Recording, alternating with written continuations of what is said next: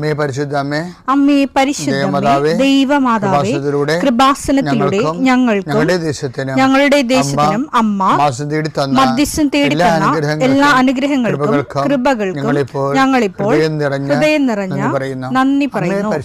അമ്മേ പരിശുദ്ധമേ, ദൈവമാതാവേ, 2004 ഡിസംബർ 7 ഉച്ചകഴിഞ്ഞ് 2:30 കൃപാസനത്തിൽ സംഭവിച്ച അമ്മയുടെ പ്രത്യക്ഷപ്പെടലിനെ കുറിച്ച് തിരുസഭയ്ക്ക് സമർപ്പിച്ചിരിക്കുന്ന പഠനരേഖകളുടെ സഭാത്മകമായ പഠനം ആരംഭിക്കുവാൻ ഞങ്ങൾ പ്രാർത്ഥിക്കുന്നു.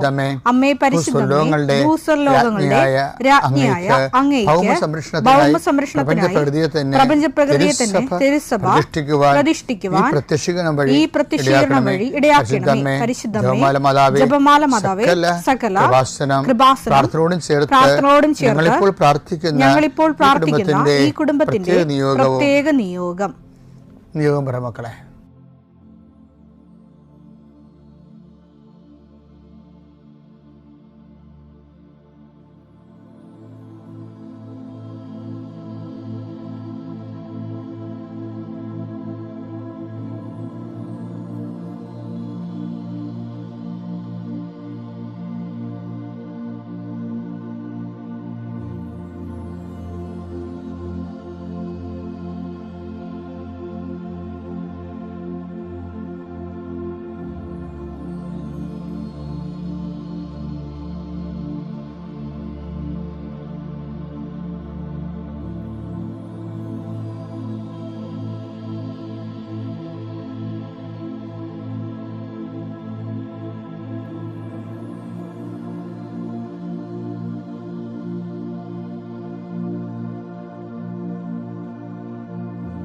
അമ്മയുടെ പ്രത്യക്ഷീകരണത്തിന്റെ ഈ അനുഗ്രഹവേളയിൽ ഞങ്ങൾക്ക് സാധിച്ചു തരുവാൻ കനിയണമേ. ആമേൻ. വിശ്വാസ പ്രമാണം. സർവശക്തനായ പിതാവും ആകാശത്തിന്റെയും ഭൂമിയുടെയും സൃഷ്ടാവുമായ ദൈവത്തിൽ ഞാൻ വിശ്വസിക്കുന്നു. അവിടുത്തെ ഏകപുത്രനും ഞങ്ങളുടെ കർത്താവുമായ ഈശോമിശിഹായിലും ഞാൻ വിശ്വസിക്കുന്നു. ഈ പുത്രൻ പരിശുദ്ധാത്മാവിനാൽ ഗർഭസ്ഥനായി കന്യകാമറിയത്തിൽ നിന്ന് പിറന്ന് പൊന്തിയോസ് പീലാത്തോസിന്റെ കാലത്ത് പീഡകൾ സഹിച്ച് കുരിശിൽ തറയ്ക്കപ്പെട്ട് മരിച്ച് അടക്കപ്പെട്ട് പാതാളങ്ങളിൽ ഇറങ്ങി മരിച്ചവരുടെ ഇടയിൽ നിന്ന് 3-ാം നാൾ ഉയർത്ത് സ്വർഗത്തിലേക്ക് എഴുന്നള്ളി സർവശക്തിയുള്ള പിതാവായ ദൈവത്തിന്റെ വലതുഭാഗത്തിരിക്കുന്നു. അവിടെ നിന്ന് ജീവിക്കുന്നവരെയും മരിച്ചവരെയും വിധിക്കുവാൻ വരുമെന്നും ഞാൻ വിശ്വസിക്കുന്നു. പരിശുദ്ധാത്മാവിലും ഞാൻ വിശ്വസിക്കുന്നു. വിശുദ്ധ കത്തോലിക്കാ സഭയിലും പുണ്യവാന്മാരുടെ ഐക്യത്തിലും പാപങ്ങളുടെ മോചനത്തിലും ശരീരത്തിന്റെ ഉയർപ്പിലും നിത്യമായ ജീവിതത്തിലും ഞാൻ വിശ്വസിക്കുന്നു. ആമേൻ. സ്വർഗ്ഗസ്ഥനായ ഞങ്ങളുടെ പിതാവേ, അങ്ങയുടെ നാമം പൂജിതമാകണമേ. അങ്ങയുടെ രാജ്യം വരണമേ.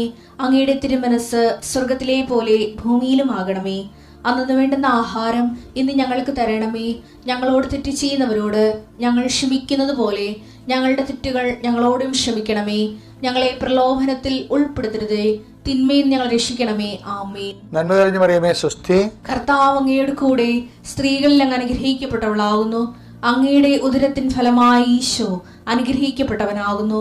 പരിശുദ്ധ മറിയമേ, തമ്പുരാന്റെ അമ്മേ, പാപികളായ ഞങ്ങൾക്ക് വേണ്ടി ഇപ്പോഴും ഞങ്ങളുടെ മരണസമയത്തും തമ്പുരാനോട് അപേക്ഷിക്കണമേ. ആമേൻ. കർത്താവേ, നിന്റെ ഉന്നതമായ നാമത്തിന് സ്തോത്രം ചെയ്യും. കർത്താവേ, നിന്റെ വിശുദ്ധ പൗരോഹിത്യത്തെ മഹത്വപ്പെടുത്തണമേ.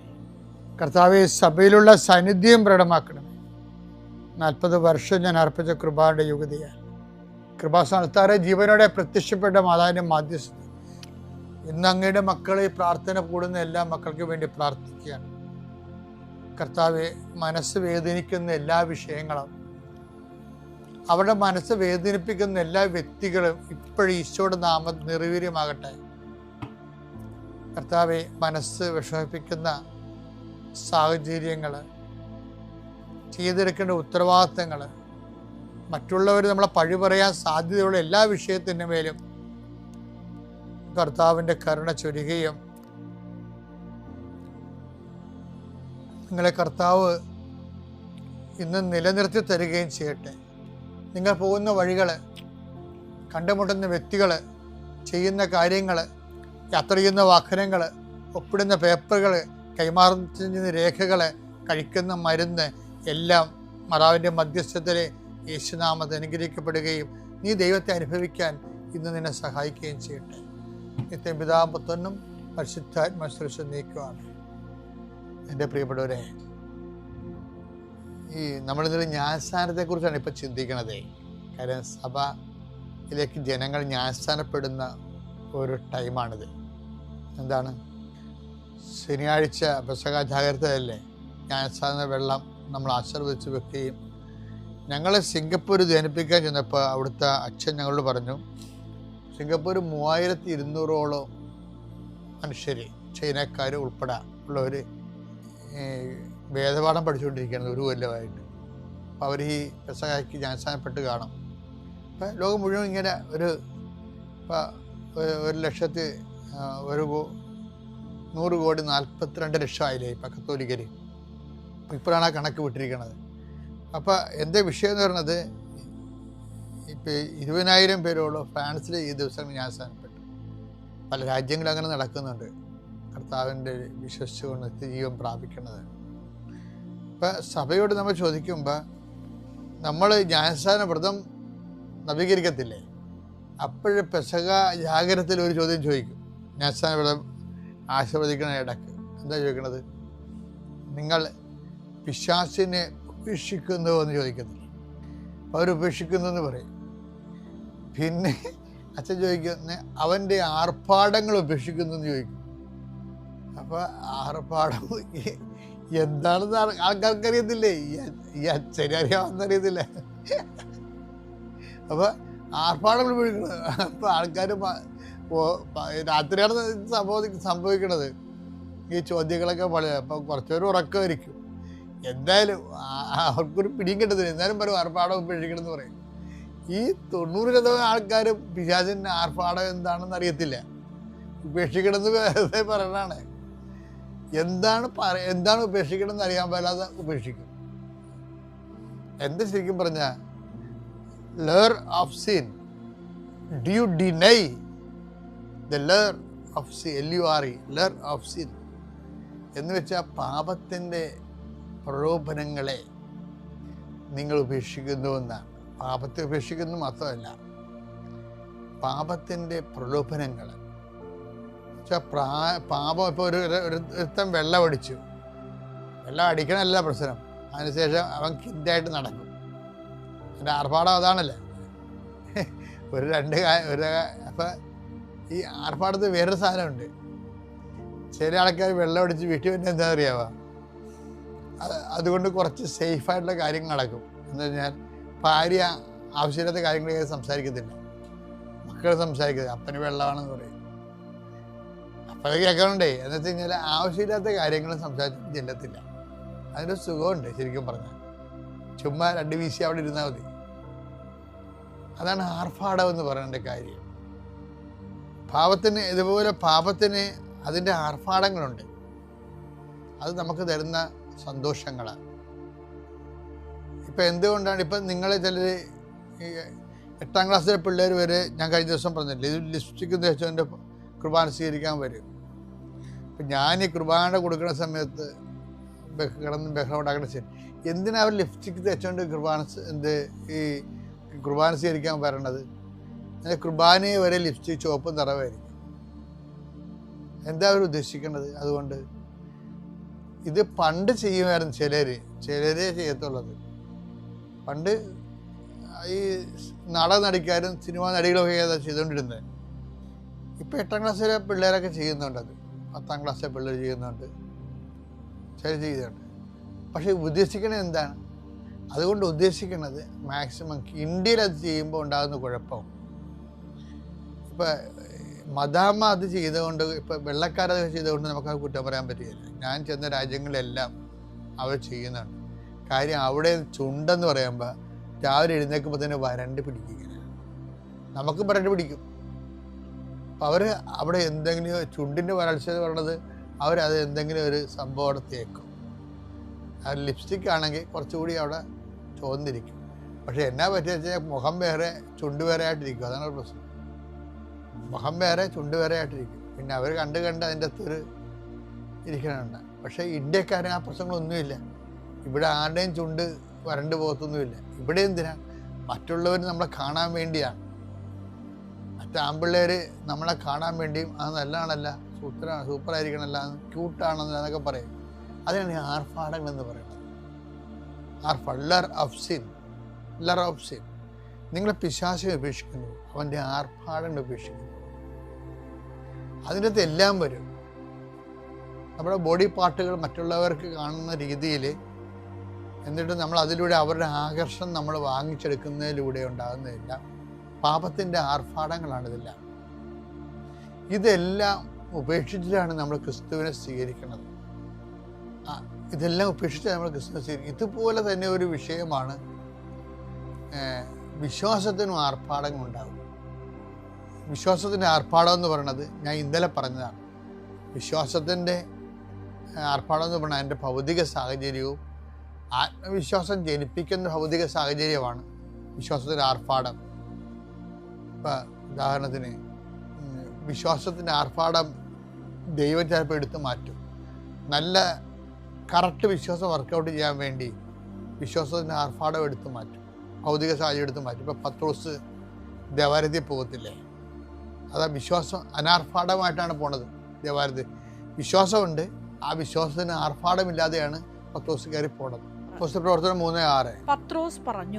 പത്രോസ് പറഞ്ഞു, വെള്ളിയോ സ്വർണമോ എന്റെ കയ്യിലില്ല, എനിക്കുള്ളത് ഞാൻ നിനക്ക് തരും. അതാ, വെള്ളിയുമില്ല, സ്വർണവുമില്ല, ഭൗതിക സാഹചര്യങ്ങളൊന്നുമില്ല വിശ്വാസത്തിന്റെ. കട്ടൻ ചായ കുടിക്കാൻ കാശ് ഞാൻ ഇന്നലെ പറഞ്ഞില്ല, അതാണ്. പക്ഷേ തനി വിശ്വാസം വർക്ക് ചെയ്യണത് not by merit but by grace എന്ന് പറഞ്ഞ പോലെ. പണ്ടിത് പഠിപ്പിച്ച ഇയാളാ ഈ പത്രോസിനെ കർത്താവ് ഒരു മീൻ കരുനന്തനില്ലാത്ത കടലിൽ വലറിയാൻ പഠിപ്പിച്ചപ്പോഴും പത്രോസ് ഇത് പറഞ്ഞു, എൻ്റെ കയ്യിൽ ഈ കടലിൽ മീനില്ല, ഈ കടലിൽ കരുനന്തം പോലും ഇല്ല. അത് തന്നെയാണ് ഇപ്പോൾ ഇയാൾ പറയണത്. പൊന്നോ വെള്ളിയോ എൻ്റെ കയ്യിലില്ല. അന്നും പുള്ളി കയ്യിലില്ലാഞ്ഞ കാര്യം പറഞ്ഞു, കടലില്ലാഞ്ഞ കാര്യമാണ് പറഞ്ഞത്. ഈ കടലിൽ കരുനന്തം പോലും ഇല്ല, വലിയ മീനുമില്ല, ചെറിയ മീനുമില്ല. എങ്കിലും നീ പറഞ്ഞത് കൊണ്ട് ഇവിടെ അതാണ് സംഭവിക്കുന്നത്. ഇവിടെയും വിശ്വാസത്തെ ഭൗതിക സാഹചര്യങ്ങൾ വെട്ടിമാറ്റിയിട്ട് അനാർഭാടമായിട്ട് ജീവിക്കേണ്ടി ഒരു അവസരം വന്നിരിക്കുകയാണ്. പറയുന്നത് പൊന്നോ വെള്ളിയോ എൻ്റെ കയ്യിലില്ല, പക്ഷേ എൻ്റെ കയ്യിലൊരാളുണ്ട്, നസ്രായനായ യേശുവിൻ്റെ നാമത്തിൽ നീ എഴുന്നേറ്റ് നടക്കാൻ. എന്തെല്ലാം സംഭവം ഉണ്ടായാലും, പണം പോയാലും ആരോഗ്യം പോയാലും, നമ്മുടെ കയ്യിൽ നിന്ന് ചിലപ്പോൾ പണം പോവും, നമ്മൾ കടക്കാരാവും, ചിലപ്പോൾ ആരോഗ്യം പോവും, പക്ഷേ ക്രിസ്തു ഒരിക്കലും പോകത്തില്ല. ഞാൻ പണ്ട് ഇതിനേക്കാൾ ആരോഗ്യവാനായിരുന്നു. എനിക്ക് ഭക്ഷണങ്ങളൊക്കെ പലതും പത്യവാണെന്ന് നിങ്ങളോട് പറഞ്ഞിട്ടുണ്ട്. കിഡ്നിയുടെ കുറേ പ്രോബ്ലം ഉള്ളതുകൊണ്ട് പറഞ്ഞിട്ടുണ്ട് ഞാൻ, നിങ്ങളോടെല്ലാം പറഞ്ഞിട്ടുണ്ട് ഞാൻ. പക്ഷേ നോക്കിയേ, ചിലപ്പോൾ ആരോഗ്യം പോവും, പക്ഷെ ക്രിസ്തു പോകത്തില്ല. ഈ അനാരോഗ്യകരമായ സാഹചര്യത്തിലാണ് ഞാൻ ഈ 12 രാജ്യങ്ങളിൽ സുവിശേഷ വേല ചെയ്തിരിക്കുന്നത്. അതെന്താ കാര്യം? പൊന്നും വെള്ളിയും നമ്മുടെ കയ്യിൽ നിന്ന് പോകും, പക്ഷെ ക്രിസ്തു പോകത്തില്ല. അപ്പം നിങ്ങൾക്ക് എന്തെങ്കിലും കടം വന്നു, അല്ലെ പരീക്ഷ തോറ്റു, അല്ലെ കല്യാണം പറഞ്ഞു വെച്ച കല്യാണം പോയി, അല്ലെങ്കിൽ പറഞ്ഞു വെച്ച വിസ പോയി, അല്ലെങ്കിൽ വിസ കിട്ടിയില്ല എന്ന് വിചാരിച്ചുകൊണ്ട് ക്രിസ്തു നിങ്ങൾക്കൊന്നും പോകത്തില്ല. അതുകൊണ്ട് നിങ്ങൾ ആരും ഇങ്ങനെയുള്ള സാഹചര്യത്തിൽ ഡൗൺ ആകരുത്. എന്തെങ്കിലും നഷ്ടപ്പെട്ടെന്ന് വിചാരിച്ചുകൊണ്ട് ഉടനെ ഡൗൺ ആവരുത്. അപ്പോൾ സന്തോഷമായിരിക്കണം. എന്തെല്ലാം നഷ്ടപ്പെട്ടു, ഉറ്റവർ പോയാലും ഉടയവർ പോയാലും പോകാത്ത ഒരാളാണ് ക്രിസ്തു. ആ ക്രിസ്തു നിൻ്റെ കൂടെ ഉണ്ട്, അത് ഓർത്തേക്കണം. അവൻ്റെ കൂടെ നമുക്ക് ജീവിക്കാം, അതിജീവിക്കാനും പറ്റും. എൻ്റെ ഹസ്ബൻഡ് ബിനു, ഞങ്ങൾ ക്രൈസ്റ്റ് കിങ് ചർച്ച് ഇടവാംഗമാണ്, ബാംഗ്ലൂർ. അമ്മയുടെ പ്രത്യക്ഷണത്തിന് സാക്ഷിയായി എന്നെ ഈ ആൾക്കാരെ കൊണ്ട് നിർത്തിയതിന് എൻ്റെ ഈശോയ്ക്കും അമ്മയ്ക്കും 1000 നന്ദി പറയുകയാണ്. ഞാനിവിടെ ആദ്യമായി ഉടമ്പടി എടുക്കുന്നത് 2018 അന്ന് എല്ലാവരും ഉടമ്പടി എടുക്കുന്നു എന്ന രീതിയിൽ ഞാൻ എൻ്റെ സ്വന്തം വീട് ഇവിടെ ചേർത്തലയാണ്. ഉടമ്പടിയെക്കുറിച്ച് മനസ്സിലാക്കാതെയും കൂടുതൽ അറിയാതെയാണ് വന്നതിനോട് ഉടമ്പടി എടുത്തത്. അന്ന് ഞാൻ ജർമ്മൻ ലാംഗ്വേജ് B2 എക്സാമിന് പ്രിപ്പയർ ചെയ്യുന്ന സമയമായിരുന്നു. പക്ഷേ എനിക്ക് അന്ന് ആ എക്സാം ഡേറ്റ് പോലും കിട്ടുന്നില്ലായിരുന്നു. ഒത്തിരി തടസ്സങ്ങളായിരുന്നു. ഞാനിവിടെ സ്ഥലത്തില്ലാത്തിരുന്നത് കൊണ്ട് എൻ്റെ മമ്മി ഇവിടെ അച്ഛനെ കാണാനായിട്ട് വന്നു. എന്താ ഇങ്ങനെ മൊത്തം തടസ്സങ്ങളാണല്ലോ എന്ന് ഞാൻ മമ്മിയോട് പറഞ്ഞു. കാര്യം എനിക്ക് ഞാൻ B2 പഠിച്ചു, ജർമ്മൻ ലാംഗ്വേജ് പഠിച്ചു 2 വർഷം ഞാൻ കളഞ്ഞായിരുന്നു. അപ്പോൾ എല്ലാവരും ചോദിക്കാൻ തുടങ്ങി എന്തായെന്ന്. ഞാൻ അതുകൊണ്ട് തന്നെ ഞാൻ മുംബൈയിൽ ജോലിക്ക് കയറി. കാര്യം ഗ്യാപ്പ് ഓൾറെഡി ആയി 2 വർഷം. അപ്പോൾ എൻ്റെ മമ്മ ഇവിടെ വന്ന് അച്ഛനെ കാണാനായി ചോദിച്ചപ്പോൾ സമ്മതിച്ചില്ല. ഇവിടുത്തെ കാര്യങ്ങളൊക്കെ മീൻസ് അവിടെ റൂൾസ് ആൻഡ് റെഗുലേഷൻസ് ഒക്കെ പറഞ്ഞപ്പം ഞങ്ങൾക്ക് ഭയങ്കര വിഷമമായി. എനിക്ക് അതിൽ കൂടുതൽ ദേഷ്യമായി. കാര്യം ആ ഒരു സിറ്റുവേഷനിലായിരുന്നു ഞാൻ അന്ന്. അപ്പോൾ ഞാൻ ഓർത്ത് നമ്മൾ ഈ സോഷ്യൽ മീഡിയാസിലൊക്കെ കാണുന്ന പോലെ ഇതിലൊന്നും ഒരു കാര്യമില്ല, വെറുതെയാണ്. ഞാൻ ആ രീതിയിൽ തന്നെ ചിന്തിച്ചു. ഞാനത് ജർമ്മൻ കംപ്ലീറ്റ് ആയിട്ട് ഞാൻ ഉപേക്ഷിച്ചു, മാറ്റിവെച്ചു. പിന്നെ എൻ്റെ വിവാഹം കഴിഞ്ഞു. എൻ്റെ ഹസ്ബൻഡിനും ജർമ്മനിലോട് താല്പര്യമില്ലായിരുന്നു. എന്നോട് പറഞ്ഞ് വേറെ ഏത് യൂറോപ്യൻ കൺട്രീസ് നോക്കിക്കോ, ജർമ്മനി നോക്കണ്ട. ഞങ്ങളത് കംപ്ലീറ്റ് ആയിട്ട് മാറ്റിവെച്ചു. അങ്ങനെ 2023 എൻ്റെ ഹസ്ബൻഡിൻ്റെ ഓഫീസിൽ നിന്ന് ഒരു ഇൻറ്റേർണൽ ട്രാൻസ്ഫർ, USA-ലോട്ടൊരു ഇൻറ്റേർണൽ ട്രാൻസ്ഫർ എന്നൊരു ഓപ്പർച്യൂണിറ്റി ലഭിച്ചു. ഞങ്ങൾക്കത് ഭയങ്കര സന്തോഷമായിരുന്നു. അവരിങ്ങോട്ടായിട്ട് നമുക്കൊരു ഓഫർ തന്നതായിരുന്നു. ഞങ്ങൾ അതുമായി മുന്നോട്ട് പോയി. 2 വർഷം കഴിഞ്ഞു. കഴിഞ്ഞ 2025 ഫെബ്രുവരിയിൽ വിസ പ്രോസസ്സിങ് സ്റ്റാർട്ട് ചെയ്തു. ഞങ്ങൾക്ക് ഭയങ്കര വിശ്വാസമായിരുന്നു ഞങ്ങൾക്കത് കിട്ടും. കാര്യം നമ്മൾ കമ്പനി ത്രൂ പോകുന്നതാണ്. ഫാമിലി വിസ അവർ പ്രൊവൈഡ് ചെയ്യും. എനിക്ക് ഹസ്ബൻഡിനും കുഞ്ഞിനും പോകാൻ സാധിക്കും. ഞങ്ങൾക്ക് ഭയങ്കര സന്തോഷവും ഞങ്ങൾക്ക് ഭയങ്കര ഉറപ്പായിട്ട് കിട്ടുമെന്നൊരു ബോധ്യത്തിലായിരുന്നു ഞങ്ങൾക്കത്. ഞങ്ങൾ അതുമായി മുന്നോട്ട് പോയി. പ്രോസസ്സിങ് നടന്നു. ഞങ്ങൾക്ക് ജൂലൈ 28 ഞങ്ങളുടെ വിസ ഇൻ്റർവ്യൂ. അറിയാവുന്ന പോലെ USA വിസ ഇൻ്റർവ്യൂ ഭയങ്കര ടഫാണ്. പക്ഷെ ഞങ്ങൾക്ക് ഭയങ്കര വിശ്വാസമായിരുന്നു. കാര്യം ഞങ്ങൾക്കത് കിട്ടും, ഉറപ്പായും കിട്ടും എന്നൊരു ഇതിലാണ് പോയത്. പക്ഷേ ഞങ്ങൾ വിസ റിജക്റ്റായി. ഞങ്ങൾക്കത് ഭയങ്കര ഷോക്കായിരുന്നു. കാര്യം ഞങ്ങൾ ഈ 3 വർഷത്തോളം ഞങ്ങൾ വെയിറ്റ് ചെയ്തുകൊണ്ടിരുന്നത് കാര്യമായിരുന്നു. ഞങ്ങൾ വേറെ ഒന്നും നോക്കിയില്ല, വേറെ ഒരു എക്സാമോ ഒന്നും പ്രിപ്പയർ ചെയ്തില്ല. കാര്യം ഇത് കിട്ടുമല്ലോ എന്ന രീതിയിൽ ഞങ്ങൾ മുന്നോട്ട് പോയി. 3 വർഷത്തോളം ഞങ്ങൾ വെയിറ്റ് ചെയ്തതായിരുന്നു. ഞങ്ങളുടെ വിസ റിജക്റ്റ് ആയപ്പോൾ ഞങ്ങൾക്ക് ഭയങ്കര ഷോക്കായിരുന്നു, ഭയങ്കര വിഷമമായിരുന്നു. ഇനി എന്ത് ചെയ്യുന്ന രീതിയിലായിരുന്നു. അതിനിടയ്ക്ക് ഞങ്ങളുടെ വിസ പ്രോസസ്സിങ് നടക്കുന്നതിനിടയ്ക്ക് എൻ്റെ പള്ളിയിലൊരു ചേച്ചി എന്നോട് പറഞ്ഞായിരുന്നു, നിൻ്റെ പോകുന്ന കാര്യമൊക്കെ എന്തായി, പോകാൻ നോക്കുന്നുണ്ടോ? ഞാൻ ഇല്ല ചേച്ചി, ട്രൈ ചെയ്യുന്നുണ്ട്. ഞാൻ കറക്റ്റായിട്ടൊന്നും ആരോടും പറഞ്ഞില്ല. കാര്യം ജർമ്മനിയുടെ കാര്യം ഓൾറെഡി എല്ലാവരും അറിഞ്ഞു. എല്ലാവരുടെയും ചോദ്യങ്ങളൊക്കെ ഞാൻ ഒത്തിരി നേരിട്ടതാണ്. അതുകൊണ്ട് തന്നെ ഇത് ഞങ്ങൾ ആരോടും പറഞ്ഞില്ല. എൻ്റെയും ഹസ്ബൻഡിൻ്റെയും പേരൻസ് മാത്രം, വേറെ ആരോടും ഞങ്ങളിത് പറഞ്ഞില്ലായിരുന്നു. എല്ലാം അറിഞ്ഞിട്ട് ടിക്കറ്റ് എടുത്തിട്ട് പറയാമെന്ന രീതിയിലായിരുന്നു ഞങ്ങൾ ഇരുന്നത്. ആരോടും പറഞ്ഞില്ല. ഞാൻ ചേച്ചിയോട് പറഞ്ഞു, നോക്കുന്നുണ്ട് ചേച്ചി, ഒന്നും ആയിട്ടൊന്നുമില്ല എന്ന് പറഞ്ഞു. ചേച്ചി എന്നോട് പറഞ്ഞു, എടി നീ കൃപാസനത്തിൽ പോയി ഉടമ്പടി എടുക്കുക, നടക്കും. ഞാൻ 3ാമത്തെ പ്രാവശ്യം ഉടമ്പടി പുതുക്കുന്നേ, നീ ഒന്ന് പോയി പ്രാർത്ഥിക്കുമെന്ന് പറഞ്ഞു. ഞാൻ ചേച്ചീനെ നോക്കിയൊന്ന് ചിരിച്ചു. കാര്യം ഞാൻ ഓൾറെഡി എനിക്കിവിടെ എക്സ്പീരിയൻസ്, ഞാനത് എൻ്റെ ഭാഗത്ത് തെറ്റായിരുന്നു എന്നാലും ഞാനത് അക്സെപ്റ്റ് ചെയ്തില്ല. ഞാൻ പറഞ്ഞു, അതിലൊന്നും വലിയ കാര്യമൊന്നുമില്ല ചേച്ചി എന്ന രീതിയിൽ ഞാൻ ചേച്ചി നോക്കുന്നത് ചിരിച്ചു. പക്ഷേ വിസ റിജക്റ്റായി വന്നപ്പോൾ ഞാൻ വീട്ടിൽ വന്ന് ഫസ്റ്റ് എൻ്റെ മനസ്സിലേക്ക് വന്നത് ആ സംഭവമായിരുന്നു. ഞാൻ ചേച്ചിയോട് എന്തിനാണ് അങ്ങനെ ചിന്തിച്ചത്, എന്തിനാ അങ്ങനെ പറഞ്ഞേ, ഞാൻ എന്തിനാ അങ്ങനെ ചിരിച്ചേ, അത് ശരിയല്ലല്ലോ എന്ന് ഓർത്തു. ഞാൻ യൂട്യൂബിൽ കയറി ഞാൻ കൃപാസനത്തെക്കുറിച്ച് കൂടുതൽ കേൾക്കാൻ ആഗ്രഹിച്ചു. ഞാൻ സാക്ഷ്യങ്ങൾ കേട്ടു. അതുപോലെ തന്നെ ഉടമ്പടിയെക്കുറിച്ച് കൂടുതൽ അറിയാൻ എടുത്തു. ഞാനപ്പോൾ ഓർത്ത്, അന്ന് ഉടമ്പടി എടുത്തപ്പോൾ ഞാൻ ഇതൊന്നും ചെയ്തില്ലല്ലോ, ഞാൻ വെറുതെ ഉടമ്പടി എടുത്തതായിരുന്നോ അപ്പോൾ എൻ്റെ ഭാഗത്തെ തെറ്റ് തന്നെയായിരുന്നു. ഉടമ്പടി എടുത്തത് കൊണ്ട് കിട്ടുമെന്നില്ലല്ലോ, നമ്മൾ അതിൻ്റെ കാര്യങ്ങൾ ചെയ്യണം, നമ്മൾ നന്നായിട്ട് പ്രാർത്ഥിക്കണം, ബൈബിൾ വായിക്കണം, അങ്ങനെ ഒത്തിരി കാര്യങ്ങളുണ്ട്. ഞാൻ അതൊന്നും ചെയ്തിരുന്നില്ല. ചിലപ്പോൾ എൻ്റെ അന്നത്തെ എക്സാമിൻ്റെ ടെൻഷനും ഡേറ്റ് കിട്ടാത്തതിൻ്റെയൊക്കെ ഞാനത് മാറ്റിപ്പോയായിരുന്നു. എനിക്ക് ഭയങ്കര ആഗ്രഹമായിരുന്നു എനിക്ക് ഉടമ്പടി എടുക്കണം, അതിൻ്റെ കാര്യങ്ങളൊക്കെ എനിക്ക് നന്നായിട്ട് ചെയ്യണമെന്ന്. ഞാൻ ഓൺലൈനായിട്ട് ഉടമ്പടി എടുത്തു. എനിക്കന്ന് ഇവിടെ നേരിട്ട് വന്ന് ചെയ്യാൻ പറ്റുന്നൊരു സിറ്റുവേഷൻ അല്ലായിരുന്നു. എനിക്ക് കുഞ്ഞുണ്ടായിരുന്നു, 1.25 വയസ്സ്. ഞാൻ ഓൺലൈനായിട്ട് ഉടമ്പടി എടുത്തു. ഞാൻ പ്രാർത്ഥിക്കാൻ തുടങ്ങി. ഞങ്ങൾ കാരുണ്യ പ്രവർത്തികൾ ചെയ്യാൻ, ഓൾഡ് ഏജ് ഹോമിൽ ഞങ്ങൾ ഫുഡ് കൊടുക്കാൻ, അതുപോലെ തന്നെ സഹായം ചോദിക്കുന്നവർക്കൊക്കെ ഞങ്ങളെ കൊണ്ട് പറ്റുന്ന രീതിയിൽ ഞങ്ങൾ ചെയ്യാൻ തുടങ്ങി.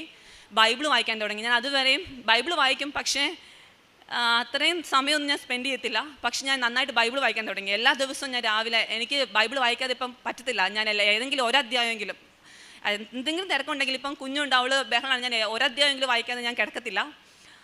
ഞാൻ ആ സമയത്ത് ഓഗസ്റ്റിൽ ഓഫീസിൽ നിന്ന് അവർ പറഞ്ഞു, നമുക്ക് 2ാമത് വിസ അപ്ലൈ ചെയ്യാം. അവർ ഭയങ്കര സപ്പോർട്ടീവായിട്ട് നിന്നു ഞങ്ങളോട് കൂടെ. ഹസ്ബൻഡിനോട് പറഞ്ഞു, നമുക്ക് 2ാമത് വിസ അപ്ലൈ ചെയ്യാം, കുഴപ്പമില്ല, നമുക്ക് ഒന്നുകൂടെ നോക്കാം. അവരുടെ അത് കണ്ടപ്പോൾ ഞങ്ങൾക്ക് ഭയങ്കര ആശ്വാസമായി. ഓക്കെ, ഒന്നുകൂടെ അവർ പറഞ്ഞല്ലോ, കാര്യം ഫുൾ ചിലവൊക്കെ കമ്പനിയുടെ തന്നെയാണ്. അപ്പം അവരൊന്നുകൂടെ അത് അപ്ലൈ ചെയ്യാമെന്ന് പറഞ്ഞപ്പോൾ ഞങ്ങൾക്ക് ഭയങ്കര ആശ്വാസമായിരുന്നു. പ്രോസസ്സിങ് സ്റ്റാർട്ട് ചെയ്തു. ഒരു കുഴപ്പമില്ലാണ്ട് കാര്യങ്ങളൊക്കെ മുന്നോട്ട് പോയി. ഞാനിവിടെ നവംബർ 21 വന്ന് തീർത്ഥാടന ഉടമ്പടി എടുത്തു. ഉടമ്പടിയിലെ കാര്യങ്ങളൊക്കെ ഞങ്ങൾ ചെയ്യുന്നുണ്ടായിരുന്നു. ഞാൻ 5:30 പ്രാർത്ഥിക്കുന്നുണ്ടായിരുന്നു, കാരുണ്യ പ്രവർത്തികൾ ചെയ്യുന്നുണ്ടായിരുന്നു. ഞങ്ങൾ വിസ ഇൻ്റർവ്യൂ, 2ാമത്തെ വിസ ഇൻ്റർവ്യൂ മാർച്ച് 24 അതൊരു ചൊവ്വാഴ്ചയായിരുന്നു. ഞാൻ ഹസ്ബൻഡിനോട് പറഞ്ഞായിരുന്നു, നമുക്ക് ചൊവ്വാഴ്ച കിട്ടുന്നത് മാതാവിൻ്റെ ദിവസമാണ്, അത് കിട്ടുമായിരുന്നെങ്കിൽ നല്ലതായിരുന്നു എന്ന് പറഞ്ഞായിരുന്നു. ഞങ്ങൾക്ക് ഡേറ്റ് കിട്ടിയത് ചൊവ്വാഴ്ചയായിരുന്നു. ഞങ്ങളുടെ വിസ, ഞങ്ങൾ 3 പേരും, ഞങ്ങൾക്ക് കുഞ്ഞും ഉണ്ടായിരുന്നു. ഞാൻ ഹസ്ബൻഡും കുഞ്ഞുമായിട്ടാണ് ഇൻ്റർവ്യൂവിന് പോയത്. ബയോമെട്രിക്സും കാര്യങ്ങളൊക്കെ ഒരു കുഴപ്പമില്ലാതെ നടന്നു. ഇൻ്റർവ്യൂവിന് ഞങ്ങൾക്ക് അപ്രൂവായി കിട്ടി. ഞങ്ങളുടെ പാസ്പോർട്ട് കഴിഞ്ഞ വീക്കിൽ ഞങ്ങളുടെ കയ്യിൽ കിട്ടി. USA വിസ സ്റ്റാമ്പ് ചെയ്തു. ഞങ്ങളുടെ പാസ്പോർട്ട് ഞങ്ങളുടെ കയ്യിൽ കിട്ടി. നെക്സ്റ്റ് മന്ത് 27 ഞങ്ങൾ USA പോവാണ് ഫാമിലി ആയിട്ട്. ഞങ്ങളുടെ ഭയങ്കര ആഗ്രഹമായിരുന്നു ഞങ്ങൾ 3 പേരും കൂടി ഒരുമിച്ച് പോകണമെന്ന്. കാര്യം ഞാൻ നേഴ്സാണ്. ഞങ്ങൾ ഒരാൾ പോയി കഴിഞ്ഞിട്ട് ഒരാൾ ഇവിടെ നിർത്തി അല്ലെങ്കിൽ കുഞ്ഞിനെ ഇവിടെ നിർത്തി പോകുന്നത് ഞങ്ങൾക്ക് ഭയങ്കര വിഷമമുള്ള കാര്യമായിരുന്നു. അതുകൊണ്ട് തന്നെയാണ് വെയിറ്റ് ചെയ്തത്. പോവുകയാണെങ്കിൽ ഒരുമിച്ച് പോവാം, അത് ശരിയാവും എന്ന രീതിയിൽ കുറച്ച് വിശ്വസിച്ച് പ്രാർത്ഥിച്ചു. ഞങ്ങൾ ഇത്രയും നാൾ വെയിറ്റ് ചെയ്ത് ഞങ്ങൾക്ക് കിട്ടി. മാതാവ് എൻ്റെ ഈശോയുടെ കയ്യിൽ നിന്ന് ഞങ്ങൾക്ക് മേടിച്ചു തന്നൊരു അനുഗ്രഹമാണ്. ഈ ഈസ്റ്റർ വീക്കിൽ വലിയ ആഴ്ചയിൽ ഞാൻ ഒത്തിരി ആഗ്രഹിച്ചായിരുന്നു ഞങ്ങൾക്ക് ഈസ്റ്റർ സന്തോഷത്തോട് കൂടാൻ പറ്റണേ മാതാവേ. ഞങ്ങൾക്കത് വലിയ സന്തോഷത്തോടു കൂടെ തന്നെ ഈസ്റ്റർ വീക്ക് ഞങ്ങൾക്ക് കൂടാൻ പറ്റി. ഞങ്ങൾക്ക് ഇവിടെ ഒന്ന് സാക്ഷ്യം പറയാൻ പറ്റി. അമ്മയുടെ പ്രത്യക്ഷണത്തിന് സാക്ഷിയായി ഇവിടെ ഒന്ന് പറയാൻ പറ്റി. എൻ്റെ ഉടമ്പടിയിലെടുത്ത ആദ്യത്തെ ആഗ്രഹം ഇതായിരുന്നു. രണ്ടാമത്തത് എൻ്റെ NCLEX-RN എക്സാമാണ്. ഞാനൊരു നേഴ്സ് ആയതുകൊണ്ട് തന്നെ എനിക്ക് അവിടെ USA വർക്ക് ചെയ്യണമെങ്കിൽ NCLEX-RN എക്സാം പാസ്സാവണം. എൻ്റെ ഞങ്ങളുടെ ഫസ്റ്റ് വിസ പ്രോസസ്സിങ് സ്റ്റാർട്ട് ചെയ്തപ്പം അതിൻ്റെ കൂടെ തന്നെ എൻ്റെ NCLEX-RNൻ്റെ രജിസ്ട്രേഷൻ പ്രോസസ്സിങ്ങും സ്റ്റാർട്ടായി. കഴിഞ്ഞ ഫെബ്രുവരി USA വിസ പ്രോസസ്സിങ് സ്റ്റാർട്ട് ചെയ്തപ്പം ഞങ്ങൾ ഏപ്രിൽ എൻ്റെ NCLEX-RNൻ്റെ പ്രോസസ്സിങ് സ്റ്റാർട്ടായി. അതൊരു 6 month പ്രോസസ്സാണ്. NCLEX-RN എക്സാമിന് പ്രിപ്പയർ ചെയ്യുന്നവർക്കറിയാം, നല്ല ടഫായിട്ടുള്ള എക്സാമാണ്. അതിൻ്റെ പ്രോസസ്സിങ്ങും 6 month എടുക്കും. അപ്പോൾ ഞാൻ ഓർത്ത് ഏപ്രിലിൽ സ്റ്റാർട്ട് ചെയ്തു, ജൂണിൽ ക്ലാസ് അറ്റൻഡ് ചെയ്യാം. സെപ്റ്റംബർ ആകാൻ 3 മാസത്തെ ക്ലാസ് ആയിരുന്നു. അത് അറ്റൻഡ് ചെയ്ത് കഴിഞ്ഞ് ഒക്ടോബർ ആകുമ്പോൾ, മാതാവിൻ്റെ മാസമല്ലേ, ഒക്ടോബർ ആകുമ്പോൾ എനിക്ക് എക്സാം എഴുതാൻ പറ്റും. ഓക്കെ, അപ്പോൾ ഒരുമിച്ച് പോകാം. ഞങ്ങളുടെ ആദ്യത്തെ വിസയുടെ അനുസരിച്ചിട്ടാണ് ഞങ്ങളിതെല്ലാം പ്ലാൻ ചെയ്തത്. എനിക്ക് കുഞ്ഞുള്ളതുകൊണ്ട് തന്നെ എനിക്ക് റെഗുലർ ക്ലാസ്സിന് അറ്റൻഡ് ചെയ്യാൻ പറ്റത്തില്ലായിരുന്നു. ഓൺലൈനാണെങ്കിലും റെഗുലർ ക്ലാസ്സിന് പറ്റത്തില്ലായിരുന്നു. ഞാൻ റെക്കോർഡഡ് ക്ലാസ്സാണ് അറ്റൻഡ് ചെയ്തത്. 3 മാസം ഞാൻ പഠിച്ചു. എൻ്റെ ഒക്ടോബറിൽ നോർമലി എനിക്ക് ATT കിട്ടേണ്ടതാണ് എക്സാമിൻ്റെ. പക്ഷേ എനിക്ക് ATT വന്നില്ല. ഞാൻ അവർക്ക് മെയിൽ അയച്ചു, എനിക്ക് ATT കിട്ടിയിട്ടില്ല എന്നും പറഞ്ഞ്. അപ്പോൾ അവരെന്നോട് പറഞ്ഞു എൻ്റെ പേരിന് ഡിഫറൻസ് ഉണ്ട്. എൻ്റെ പാസ്പോർട്ടിലെ പേരല്ല എൻ്റെ ഡോക്യുമെൻറ്റ്സിൽ കിടക്കുന്നത്. കാര്യം നമ്മുടെ ഇനിഷ്യലിൽ ഫുൾ ഫോമാണ് നമ്മുടെ പാസ്പോർട്ടിൽ, ബാക്കിയെല്ലാം എൻ്റെ ഇനിഷ്യൽ മാത്രമേ ഉള്ളൂ. അവർ പറഞ്ഞു ലീഗൽ പ്രൂഫ് വേണമെന്ന് പറഞ്ഞു. എൻ്റെ ലീഗൽ പ്രൂഫ് ഒന്നുമില്ല. എൻ്റെ മാരേജ് സർട്ടിഫിക്കറ്റ് ആണെങ്കിലും ബർത്ത് സർട്ടിഫിക്കറ്റ് ആണെങ്കിലും എല്ലായിടത്തും എൻ്റെ ഇനിഷ്യൽ മാത്രമേ ഉള്ളൂ. പേരിനൊപ്പം ഇനിഷ്യൽ മാത്രമേ ഉള്ളൂ, ഫുൾ ഫോം ഒന്നുമില്ല. പാസ്പോർട്ടിന് ചേരുന്ന ഒരു പേരിൻ്റെ ഒരു ലീഗൽ പ്രൂഫ് എൻ്റെ കയ്യിലില്ല. എനിക്ക് ഭയങ്കര സങ്കടമായി. ദൈവം എനിക്ക് എക്സാം എഴുതാനുള്ള ഒരു ഭാഗ്യം പോലും എനിക്കില്ലേന്ന് ഓർത്ത് പോയി. ഞാൻ എന്ത് ചെയ്യുമെന്ന് ഓർത്ത്. കാര്യം ഞാൻ ഓർത്ത് എനിക്കിന്ന് എക്സാം എഴുതാൻ പറ്റത്തില്ല, ഞാനിത് ഉപേക്ഷിച്ചേക്കാം. ഞാനിത് പഠിത്തമൊക്കെ നിർത്തി. കാര്യം ഞാൻ കുഞ്ഞിനെ വെച്ചുകൊണ്ടാണ് പഠിച്ചത്, ഒത്തിരി സ്ട്രഗിൾ ചെയ്യണമായിരുന്നു. ഞാൻ പഠിത്തം നിർത്തി, എനിക്ക് എക്സാം എഴുതാൻ പറ്റത്തില്ല എന്ന് പറഞ്ഞു. പക്ഷെ ഞാൻ പ്രാർത്ഥിച്ചായിരുന്നു, മാതാവ് എനിക്കിത് ശരിയാക്കി തരണം. കാര്യം ഞാൻ ഒത്തിരി ആഗ്രഹിച്ചതാണ്, എനിക്ക് അവിടെ പോയി ജോലി ചെയ്യണമെങ്കിൽ എനിക്ക് എക്സാം വേണം. ഞാൻ അവർക്ക് മെയിൽ അയച്ചു, എനിക്ക് വേറെ ലീഗൽ പ്രൂഫ് ഇല്ല, എൻ്റെ സിറ്റുവേഷൻ പറഞ്ഞ് ഞാൻ അവർക്ക് മെയിൽ അയച്ചു. അക്സെപ്റ്റ് ചെയ്യാൻ ഒരു ചാൻസും ഇല്ല. കാര്യം USA ഒരു ചെറിയ കാര്യം പോലും അവർ റിജക്റ്റ് ചെയ്യുന്നതാണ്. പക്ഷെ എനിക്കറിയത്തില്ല, ദൈവാനുഗ്രഹം എൻ്റെ ഈശോ തന്നതാണ് എനിക്കത്. എനിക്ക് 1 week കഴിഞ്ഞപ്പോൾ അവരെൻ്റെ മെയിൽ അക്സെപ്റ്റ് ചെയ്തു. എനിക്ക് എൻ്റെ ATT റിലീസ് ചെയ്തു തന്നവർ. ഞാൻ November 16 എനിക്ക് ATT റിലീസായത്. അന്ന് തന്നെ ഞാൻ എക്സാമിൻ്റെ ഡേറ്റ് എടുത്തു. അപ്പം December 8 മാതാവിൻ്റെ പെരുന്നാളാണ്. അപ്പോൾ ഞാൻ ഓർത്തു December 8 മാതാവിൻ്റെ പെരുന്നാളല്ലേ, അന്ന് ഡേറ്റ് എടുക്കാമെന്ന്. 3 weeks ഉള്ളൂ ഈ November 7 തൊട്ട് അങ്ങോട്ട്. പഠിക്കാൻ സമയമില്ല. കാര്യം ക്ലാസ്സൊക്കെ കഴിഞ്ഞിട്ട് ഇപ്പോൾ 1.5 മാസം കഴിഞ്ഞു, ടച്ച് വിട്ടു. എനിക്ക് കാര്യം ഒത്തിരി ഉണ്ട് NCLEX-RN പഠിക്കാൻ. 6 months നമ്മൾ കഷ്ടപ്പെട്ട് പഠിച്ചാൽ മാത്രമേ ആ എക്സാം ഒന്ന് ക്ലിയർ ചെയ്താൽ പറ്റുള്ളൂ. ഞാനൊരു 3 weeks കൊണ്ട് ഞാൻ എങ്ങനെ പഠിക്കും? അത് ഒത്തിരി ഉണ്ട്, ഇഷ്ടംപോലെ പഠിക്കാനുണ്ട്. അപ്പം പക്ഷെ ഞാൻ 8 ഡേറ്റ് നോക്കി. 8 എനിക്ക് ഡേറ്റ് കിട്ടിയില്ല. 9 നോക്കി. 9 ചൊവ്വാഴ്ചയായിരുന്നു. ഞാൻ ഹസ്ബൻഡിനോട് പറഞ്ഞു 9 എടുത്തോളാൻ പറഞ്ഞു. ഞാൻ വിശ്വസിച്ച് പ്രാർത്ഥിച്ചു, മാതാവിൻ്റെ കൂടെ ഉണ്ട്. ഞാൻ കാശുരൂപ മുറുകെ പിടിച്ചിട്ടാണ് ഞാൻ പഠിച്ചുകൊണ്ടിരുന്നത്. ഞാൻ നാട്ടിൽ വന്നു. എൻ്റെ വീട് ഇവിടെ ചേർത്തലയാണ്. ഞാൻ നാട്ടിൽ എൻ്റെ കുഞ്ഞിനെ പേരൻസ് എൻ്റെ പപ്പയുടെയും മമ്മിയുടെയും കയ്യിൽ കൊടുത്ത് ഞാൻ പഠിക്കാനിരുന്നു. 3 weeks കഷ്ടപ്പെട്ട് പഠിച്ചു. ഞാൻ എല്ലാ ആഴ്ചയും ഞാൻ ഇവിടെ വന്നിട്ട് അഖണ്ഡ ജപമാല ചെല്ലുമായിരുന്നു. ഒരു ചൊവ്വാഴ്ച അല്ലെങ്കിൽ ഞായറാഴ്ച വൈകുന്നേരം ഞാൻ ഇവിടെ വന്നിരുന്ന് അഖണ്ഡ ജപമാല ചെല്ലുമായിരുന്നു. പരിശുദ്ധ കുർബാന കണ്ടിട്ടാണ് ഞാൻ തിരിച്ച് വീട്ടിലോട്ട് പോകുന്നത്. ഞാൻ 9 എക്സാമിന് തൊട്ട് ഒരാഴ്ചയൊക്കെ മുന്നേ ആയിട്ട് എനിക്ക് ഹൈപ്പോ ടെൻഷനായി. എനിക്ക് BP കുറഞ്ഞു പോകുന്നു. എണീക്കുമ്പോഴേ എൻ്റെ തല കറങ്ങുക. കാര്യം ഞാൻ ലാപ്ടോപ്പിലല്ലായിരുന്നു, ഫോണിലായിരുന്നു. കുഞ്ഞുള്ളതുകൊണ്ട് അവൾ ഇടയ്ക്ക് വന്ന് ഡിസ്റ്റർബ് ചെയ്യും. അപ്പം ഞാൻ ഫോണിലായിരുന്നു പഠിച്ചുകൊണ്ടിരുന്നതും ക്വസ്റ്റ്യൻ ആൻസർ ചെയ്തുകൊണ്ടിരുന്നതൊക്കെ. അപ്പോൾ കണ്ടിന്യൂസ് ആയിട്ട് ഫോൺ നോക്കിക്കൊണ്ടിരുന്നപ്പോൾ എനിക്ക് കണ്ണിനൊക്കെ ഭയങ്കര സ്ട്രെയിൻ ആയിരുന്നു. എൻ്റെ BP കുറഞ്ഞു പോകുമായിരുന്നു. എനിക്ക് പേടിയായിരുന്നു, ദൈവമേ ഞാൻ എങ്ങനെ എക്സാം എഴുതും? കാരണം 5 മണിക്കൂറത്തെ എക്സാമാണ്. കേസ് സ്റ്റഡിയൊക്കെ ഭയങ്കര വലുതാണ്. അപ്പം ഒരു ചേച്ചി എക്സാം എഴുതിയ ചേച്ചി എന്നോട് പറഞ്ഞു, ഇടി എക്സാം ഭയങ്കര ടഫായിരുന്നു, കേസ് സ്റ്റഡിയൊക്കെ essay പോലെ ആയിരുന്നു, ഒത്തിരി സ്ട്രഗിൾ ചെയ്യണമെന്ന് പറഞ്ഞു. ഞാനപ്പോൾ ഓർത്ത് കഴിയുമ്പോൾ എനിക്ക് എക്സാം എഴുതാൻ പറ്റുമോ? എനിക്കിങ്ങനെ BP കുറഞ്ഞു പോവാണ്, എനിക്ക് എന്നാ ചെയ്യുമെന്നായിരുന്നു. എക്സാമിൻ്റെ ഡേറ്റ് എക്സാം സെൻറ്ററിൽ ചെന്നു. ഞാൻ മാതാവിൻ്റെ കാശ് രൂപം കഴുത്തിലിട്ടുകൊണ്ടാണ് പോയത്. പാസ്പോർട്ടിൽ ഉപ്പ് വെച്ചു. അതുപോലെ തൈലം ഞാൻ എല്ലാ ദിവസവും രാത്രി കിടക്കുന്നതിന് മുന്നേ വിശ്വാസ പ്രമാണം ചൊല്ലി ഞാൻ തൈലം ഞങ്ങൾ എല്ലാവരുടെ നെറ്റിയിൽ കുരിശ് വരച്ചിട്ടാണ് കിടക്കുന്നത്. ഞാൻ എക്സാമിന് പോയപ്പോഴും ഞാൻ കുരിശ് വരച്ചിട്ടാണ് പോയത്. കൃപാ സെൻറ്ററിൽ പേപ്പർ എൻ്റെ കയ്യിലുണ്ടായിരുന്നു. കാര്യം ഞാൻ അവിടെ ഓർത്ത് അവിടെ ചെന്ന് കഴിഞ്ഞിട്ടാണേലും പേപ്പർ കൊടുക്കാമല്ലോ എല്ലാവർക്കും. കാര്യം ബാംഗ്ലൂരാണ്, ഞാൻ ഇവിടുത്തെ കന്നഡയിലെ പേപ്പറായിരുന്നു മേടിച്ചിട്ട് പോയത്. ഞാൻ കൊണ്ടുപോയി പേപ്പർ എൻ്റെ കൂടെ.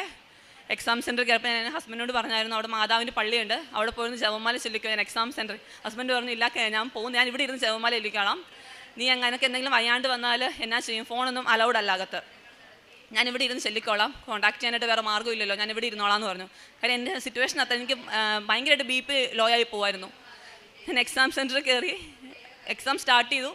എനിക്ക് ക്വസ്റ്റ്യൻസ് എനിക്ക് അറിയത്തില്ല, ഇങ്ങനെ സാറിന് എക്സാമിന് ക്വസ്റ്റ്യൻസ് വരുമെന്ന് എനിക്ക് അറിയത്തില്ല. എനിക്ക് ഭയങ്കര ഈസി ആയിരുന്നു. എനിക്ക് ഓരോ എസ്സേ ക്വസ്റ്റ്യൻസും ഇല്ലായിരുന്നു. എനിക്ക് കേസ് സ്റ്റഡി ആണെങ്കിൽ കൂടി മാക്സിമം പോയൊരു 4 സെൻറ്റൻസ്, ബാക്കിയെല്ലാം എനിക്ക് കോളം തിരിച്ച് നമുക്ക് ഒത്തിരി സ്ട്രെയിൻ ചെയ്യാതെ വായിക്കാൻ പറ്റുന്ന രീതിയിലുള്ള ക്വസ്റ്റ്യൻസ് ആയിരുന്നു.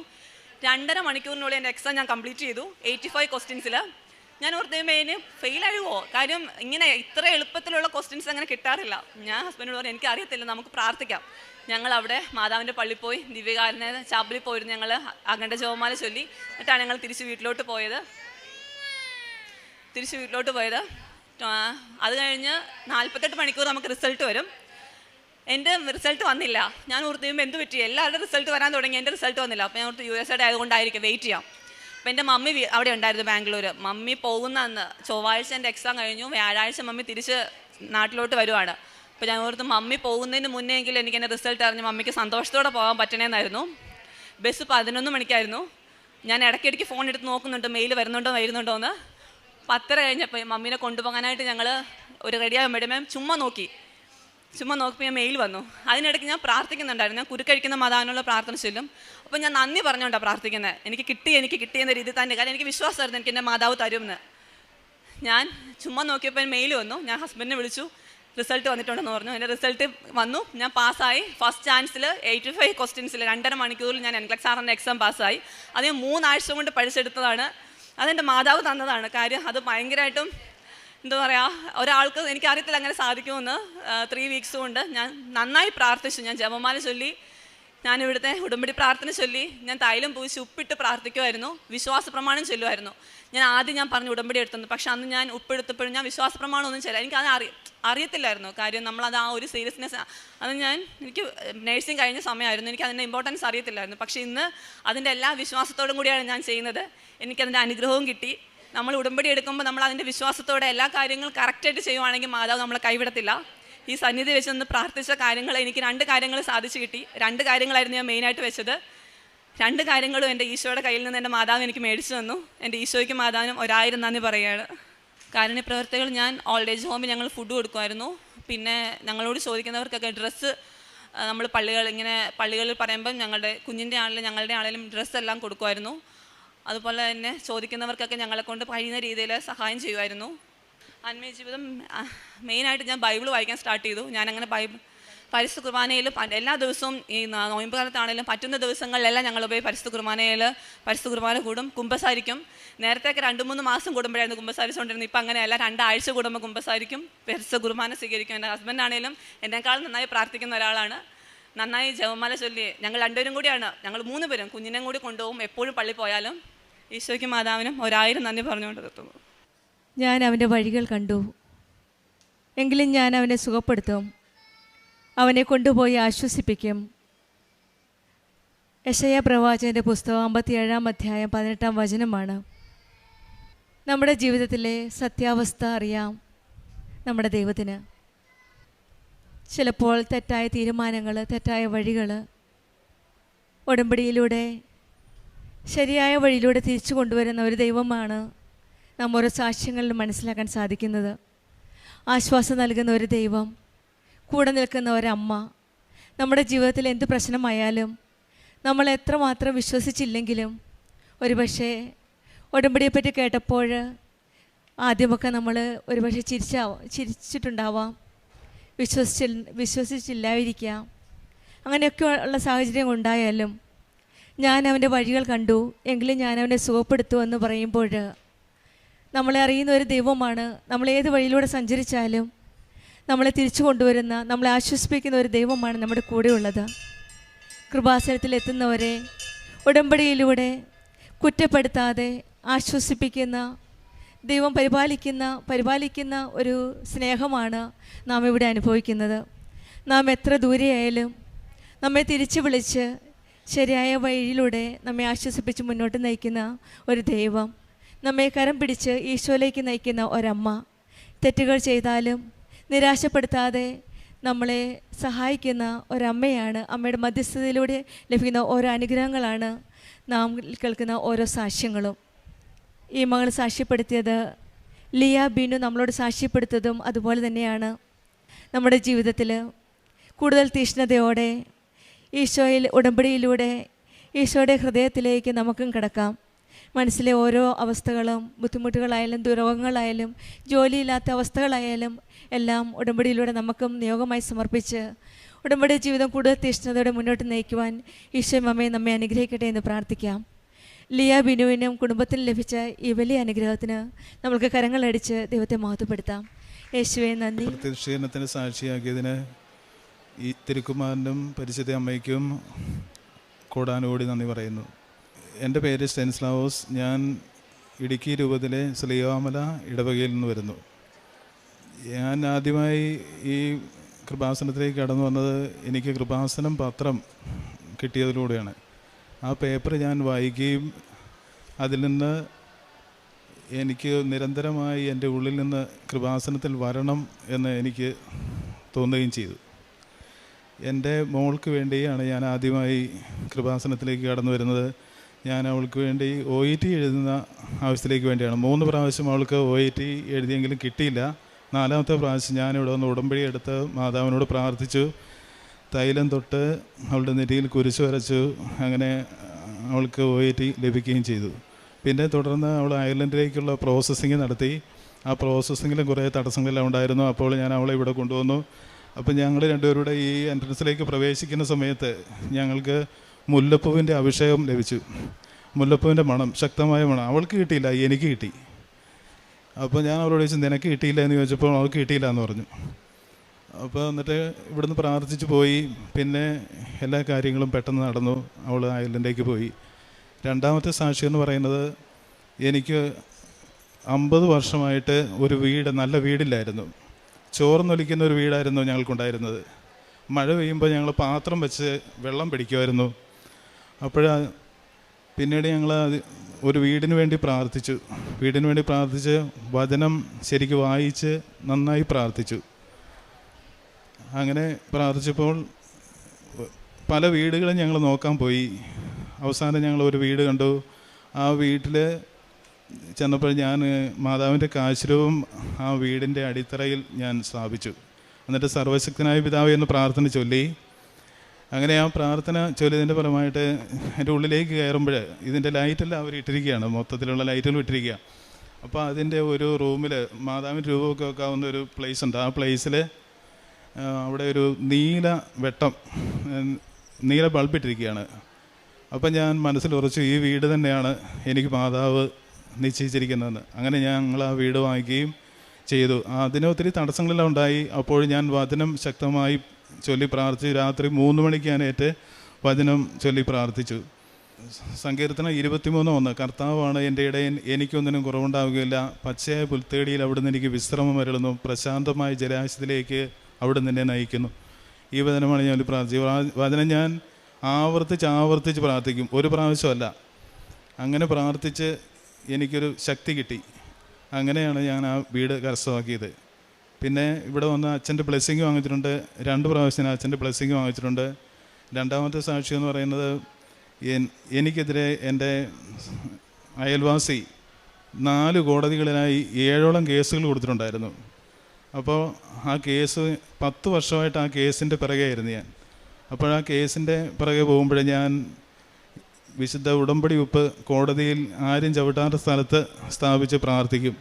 സർവശക്തനായ പിതാവെന്ന പ്രാർത്ഥന ആവർത്തിച്ച് ചൊല്ലും. കൃപാസന മാതാവേ, ആ ചില്ലൂട് താർത്ത് ഇറങ്ങി വരണമേ, എന്നെ രക്ഷിക്കണമേ എന്ന് ഞാൻ ശക്തമായി പ്രാർത്ഥിച്ചു.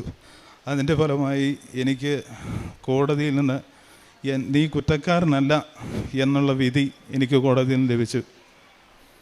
അതാണ് എൻ്റെ രണ്ടാമത്തെ സാക്ഷ്യം. ഉടമ്പടി വസ്തുക്കളായ ഉപ്പ് ഞാൻ വിതറി പ്രാർത്ഥിച്ചു. പിന്നെ അടുത്ത സാക്ഷ്യം എന്ന് പറയുന്നത്, എനിക്ക് കുറച്ച് സ്ഥലം പാട്ടത്തിന് കൊടുക്കാനുണ്ടായിരുന്നു. അപ്പോൾ ആ സ്ഥലത്ത് ഞാൻ ഉപ്പ് വിതറി പലയിടങ്ങളിലായി വിതറി പ്രാർത്ഥിച്ചു. അച്ഛൻ തന്ന കാശുരൂപം ഞാൻ അവിടെ സ്ഥാപിച്ചു.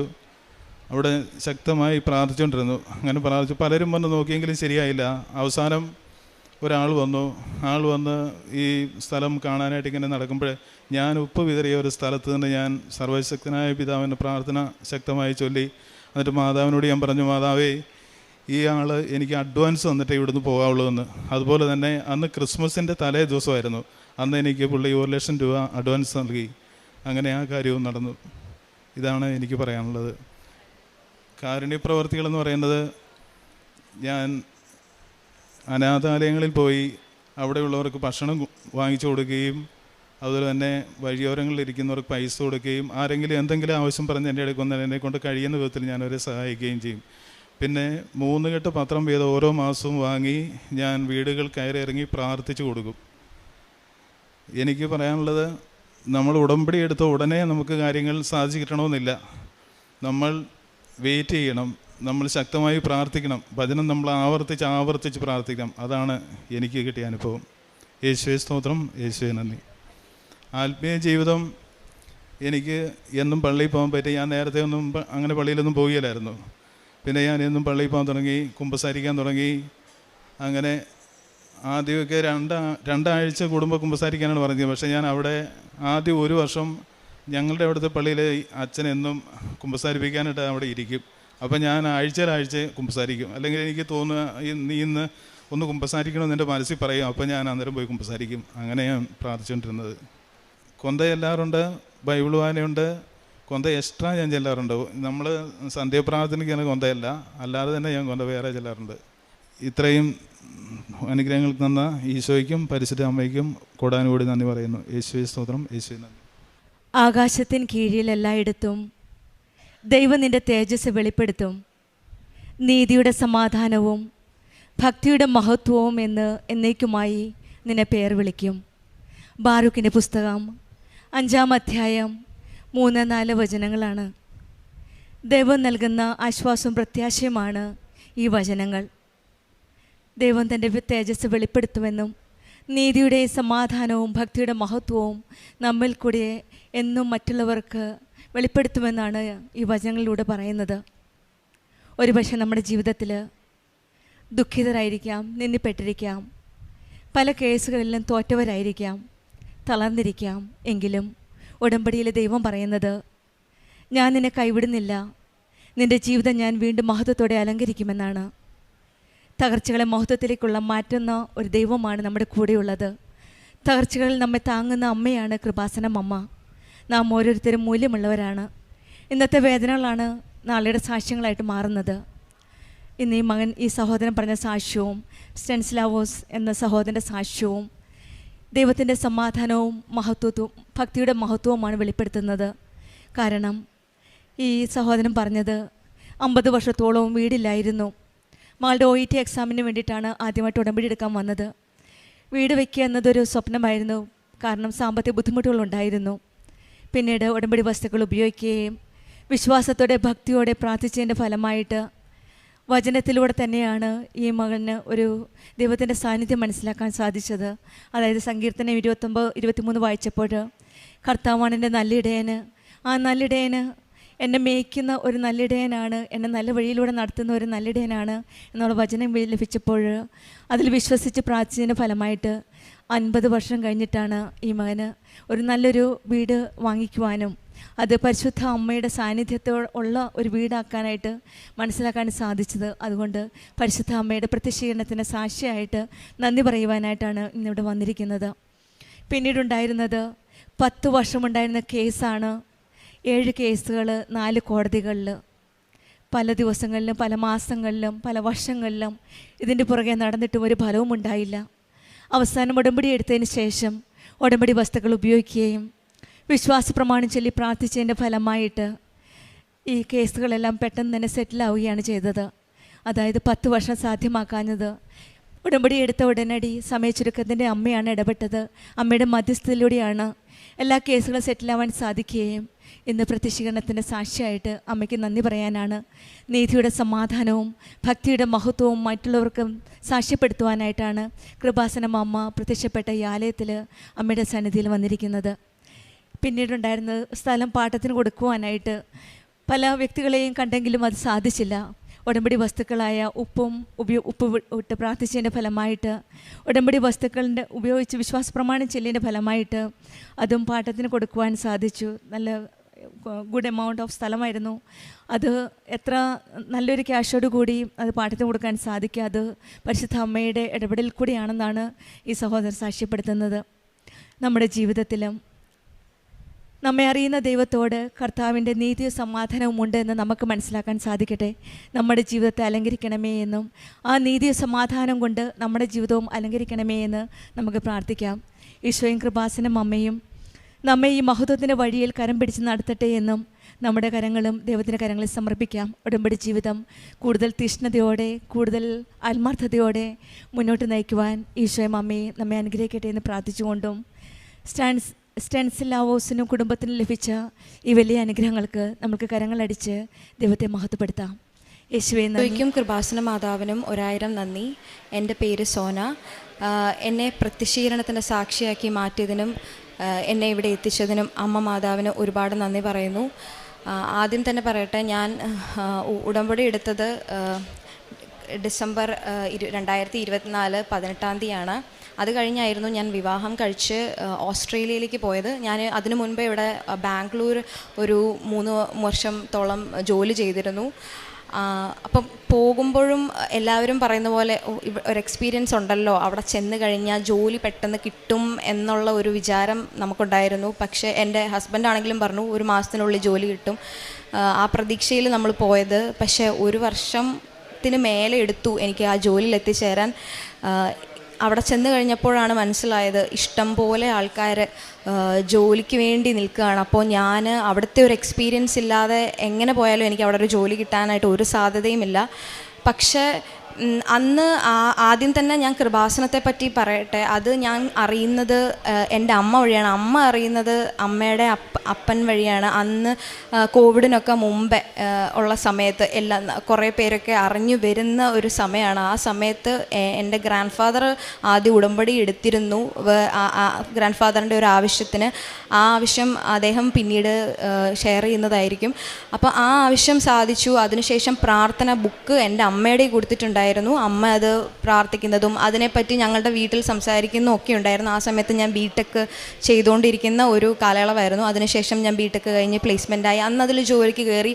അതൊക്കെ ഒരു സാമാന്യം കുഴപ്പമില്ലാത്ത രീതിയിൽ ആ ഫ്ലോയിൽ അങ്ങ് പോയി. പക്ഷെ കല്യാണത്തിൻ്റെ ശേഷം വന്ന ഒരു പ്രതിസന്ധി, ഈ ജോലിയില്ലാതെ 1 വർഷത്തിന് മേലെ അത് ആദ്യമൊന്നും ഇൻ്റർവ്യൂവുകൾ പോലും എനിക്ക് കിട്ടുന്നുണ്ടായിരുന്നില്ല. കുറേ പേരുടെ അടുത്ത് അവിടെയൊക്കെ എല്ലാവർക്കും അറിയാമായിരിക്കും റെഫറലുകൾ വേണം. ആ റെഫറലുകൾ ഉണ്ടായിട്ടും കുറേ പേർക്ക് റെസ്യൂമെ ഷെയർ ചെയ്തിട്ടുണ്ടായിരുന്നു. പക്ഷേ എങ്കിൽ കൂടി ജോലിക്ക് ഒരു ഇൻ്റർവ്യൂ കോള് പോലും ഇഷ്ടം പോലെ വെച്ചിട്ടും ഒന്നും വരുന്നുണ്ടായിരുന്നില്ല. പക്ഷേ ഒരു ഡിസംബർ കഴിഞ്ഞ് ജനുവരിയിൽ ഞാൻ അവിടെ എത്തി. ഒരു 2nd വീക്ക്, ഒരു ജൂൺ ജൂലൈ ആയപ്പം എനിക്കൊരു ഇൻ്റർവ്യൂ കോള് വന്നു. അപ്പോഴും എനിക്ക് ഞാനിവിടെ ഉടമ്പടി എടുത്തിട്ട് പോയെങ്കിലും പ്രാർത്ഥനകൾ ചെല്ലുന്നുണ്ട്. പക്ഷേ എൻ്റെ വിശ്വാസം ആ ഒരു എക്സ്റ്റെൻറ്റ് വരെ, അമ്മ മാതാവിൻ്റെ മാത്രം കഴിവ് എന്നുള്ള എക്സ്റ്റെൻറ്റ് വരെ അന്നേരം എനിക്കുണ്ടായിരുന്നില്ല. എന്താണെന്നറിയില്ല. ഞാൻ അന്നും ആ ഇൻ്റർവ്യൂ അറ്റൻഡ് ചെയ്തപ്പോഴും എനിക്കിത് കിട്ടിയില്ലോ എന്നുള്ള ഒരു ചിന്തയിലാണ് ഇൻ്റർവ്യൂവിന് എടുത്തത്. ബിക്കോസ് ആ ഇൻ്റർവ്യൂവിൽ അദ്ദേഹം എനിക്കത് കിട്ടും എന്നുള്ള രീതിയിൽ പോസിറ്റീവായിട്ട് എന്നോട് സംസാരിച്ചു. പക്ഷേ ഇൻ്റർവ്യൂ കഴിഞ്ഞ് 1 ആഴ്ചയോളം പോയി. എന്നെ അദ്ദേഹം വിളിച്ചില്ല. ഞാൻ തിരിച്ചു വിളിച്ചപ്പോൾ പറഞ്ഞു പറയാം എന്ന് പറഞ്ഞുകൊണ്ടിരുന്നു. അപ്പോഴേ നമുക്ക് മനസ്സിലായി അതെനിക്ക് കിട്ടിയില്ല.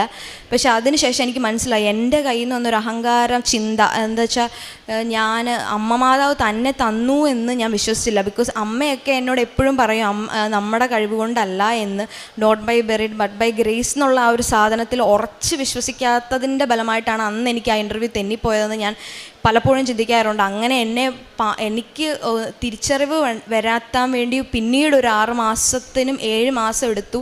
ഞാൻ അപ്പോൾ ഒരു ഡിസംബർ ആയപ്പോൾ ഞാൻ പ്രാർത്ഥിച്ചു. ഞാൻ ഡേറ്റ് ഇട്ട് പ്രാർത്ഥിക്കുന്നുണ്ടായിരുന്നു. മാർച്ച് 17 മുൻപായിട്ട് എനിക്ക് എന്തെങ്കിലും, എനിക്കും എൻ്റെ ഹസ്ബൻഡും ജോലി മാറാൻ നോക്കുന്നുണ്ട്. അപ്പോൾ അദ്ദേഹത്തിനും എന്തെങ്കിലും, ആർക്കെങ്കിലും ഒരാൾക്കെങ്കിലും ഒരു നല്ല വാർത്ത കേൾക്കണം. നാട്ടിൽ ഞാൻ അപ്പോഴത്തേക്കും പോകാൻ വേണ്ടി ഇരിക്കുകയാണ്. അപ്പോൾ നാട്ടിൽ പോകുന്നതിന് മുൻപേ എങ്കിലും എനിക്കൊരു ജോലി കിട്ടണം. അമ്മയുടെ മുമ്പിൽ വന്ന് സാക്ഷ്യം പറയണം. അമ്മ തന്നതാണെന്ന് എനിക്ക് ഉറച്ച് വിശ്വസിക്കാൻ എനിക്കൊരു സാക്ഷ്യം ഉണ്ടാകണം. അമ്മയുടെ പ്രത്യക്ഷീകരണത്തിന് സാക്ഷിയാക്കണം എന്നും പറഞ്ഞ് ഞാൻ പ്രാർത്ഥിച്ചു. ഞാൻ പേപ്പറിലൊക്കെ ആക്ച്വലി എഴുതിയിട്ടുണ്ടായിരുന്നു, not my merit but my grace of God എന്നുള്ളത്.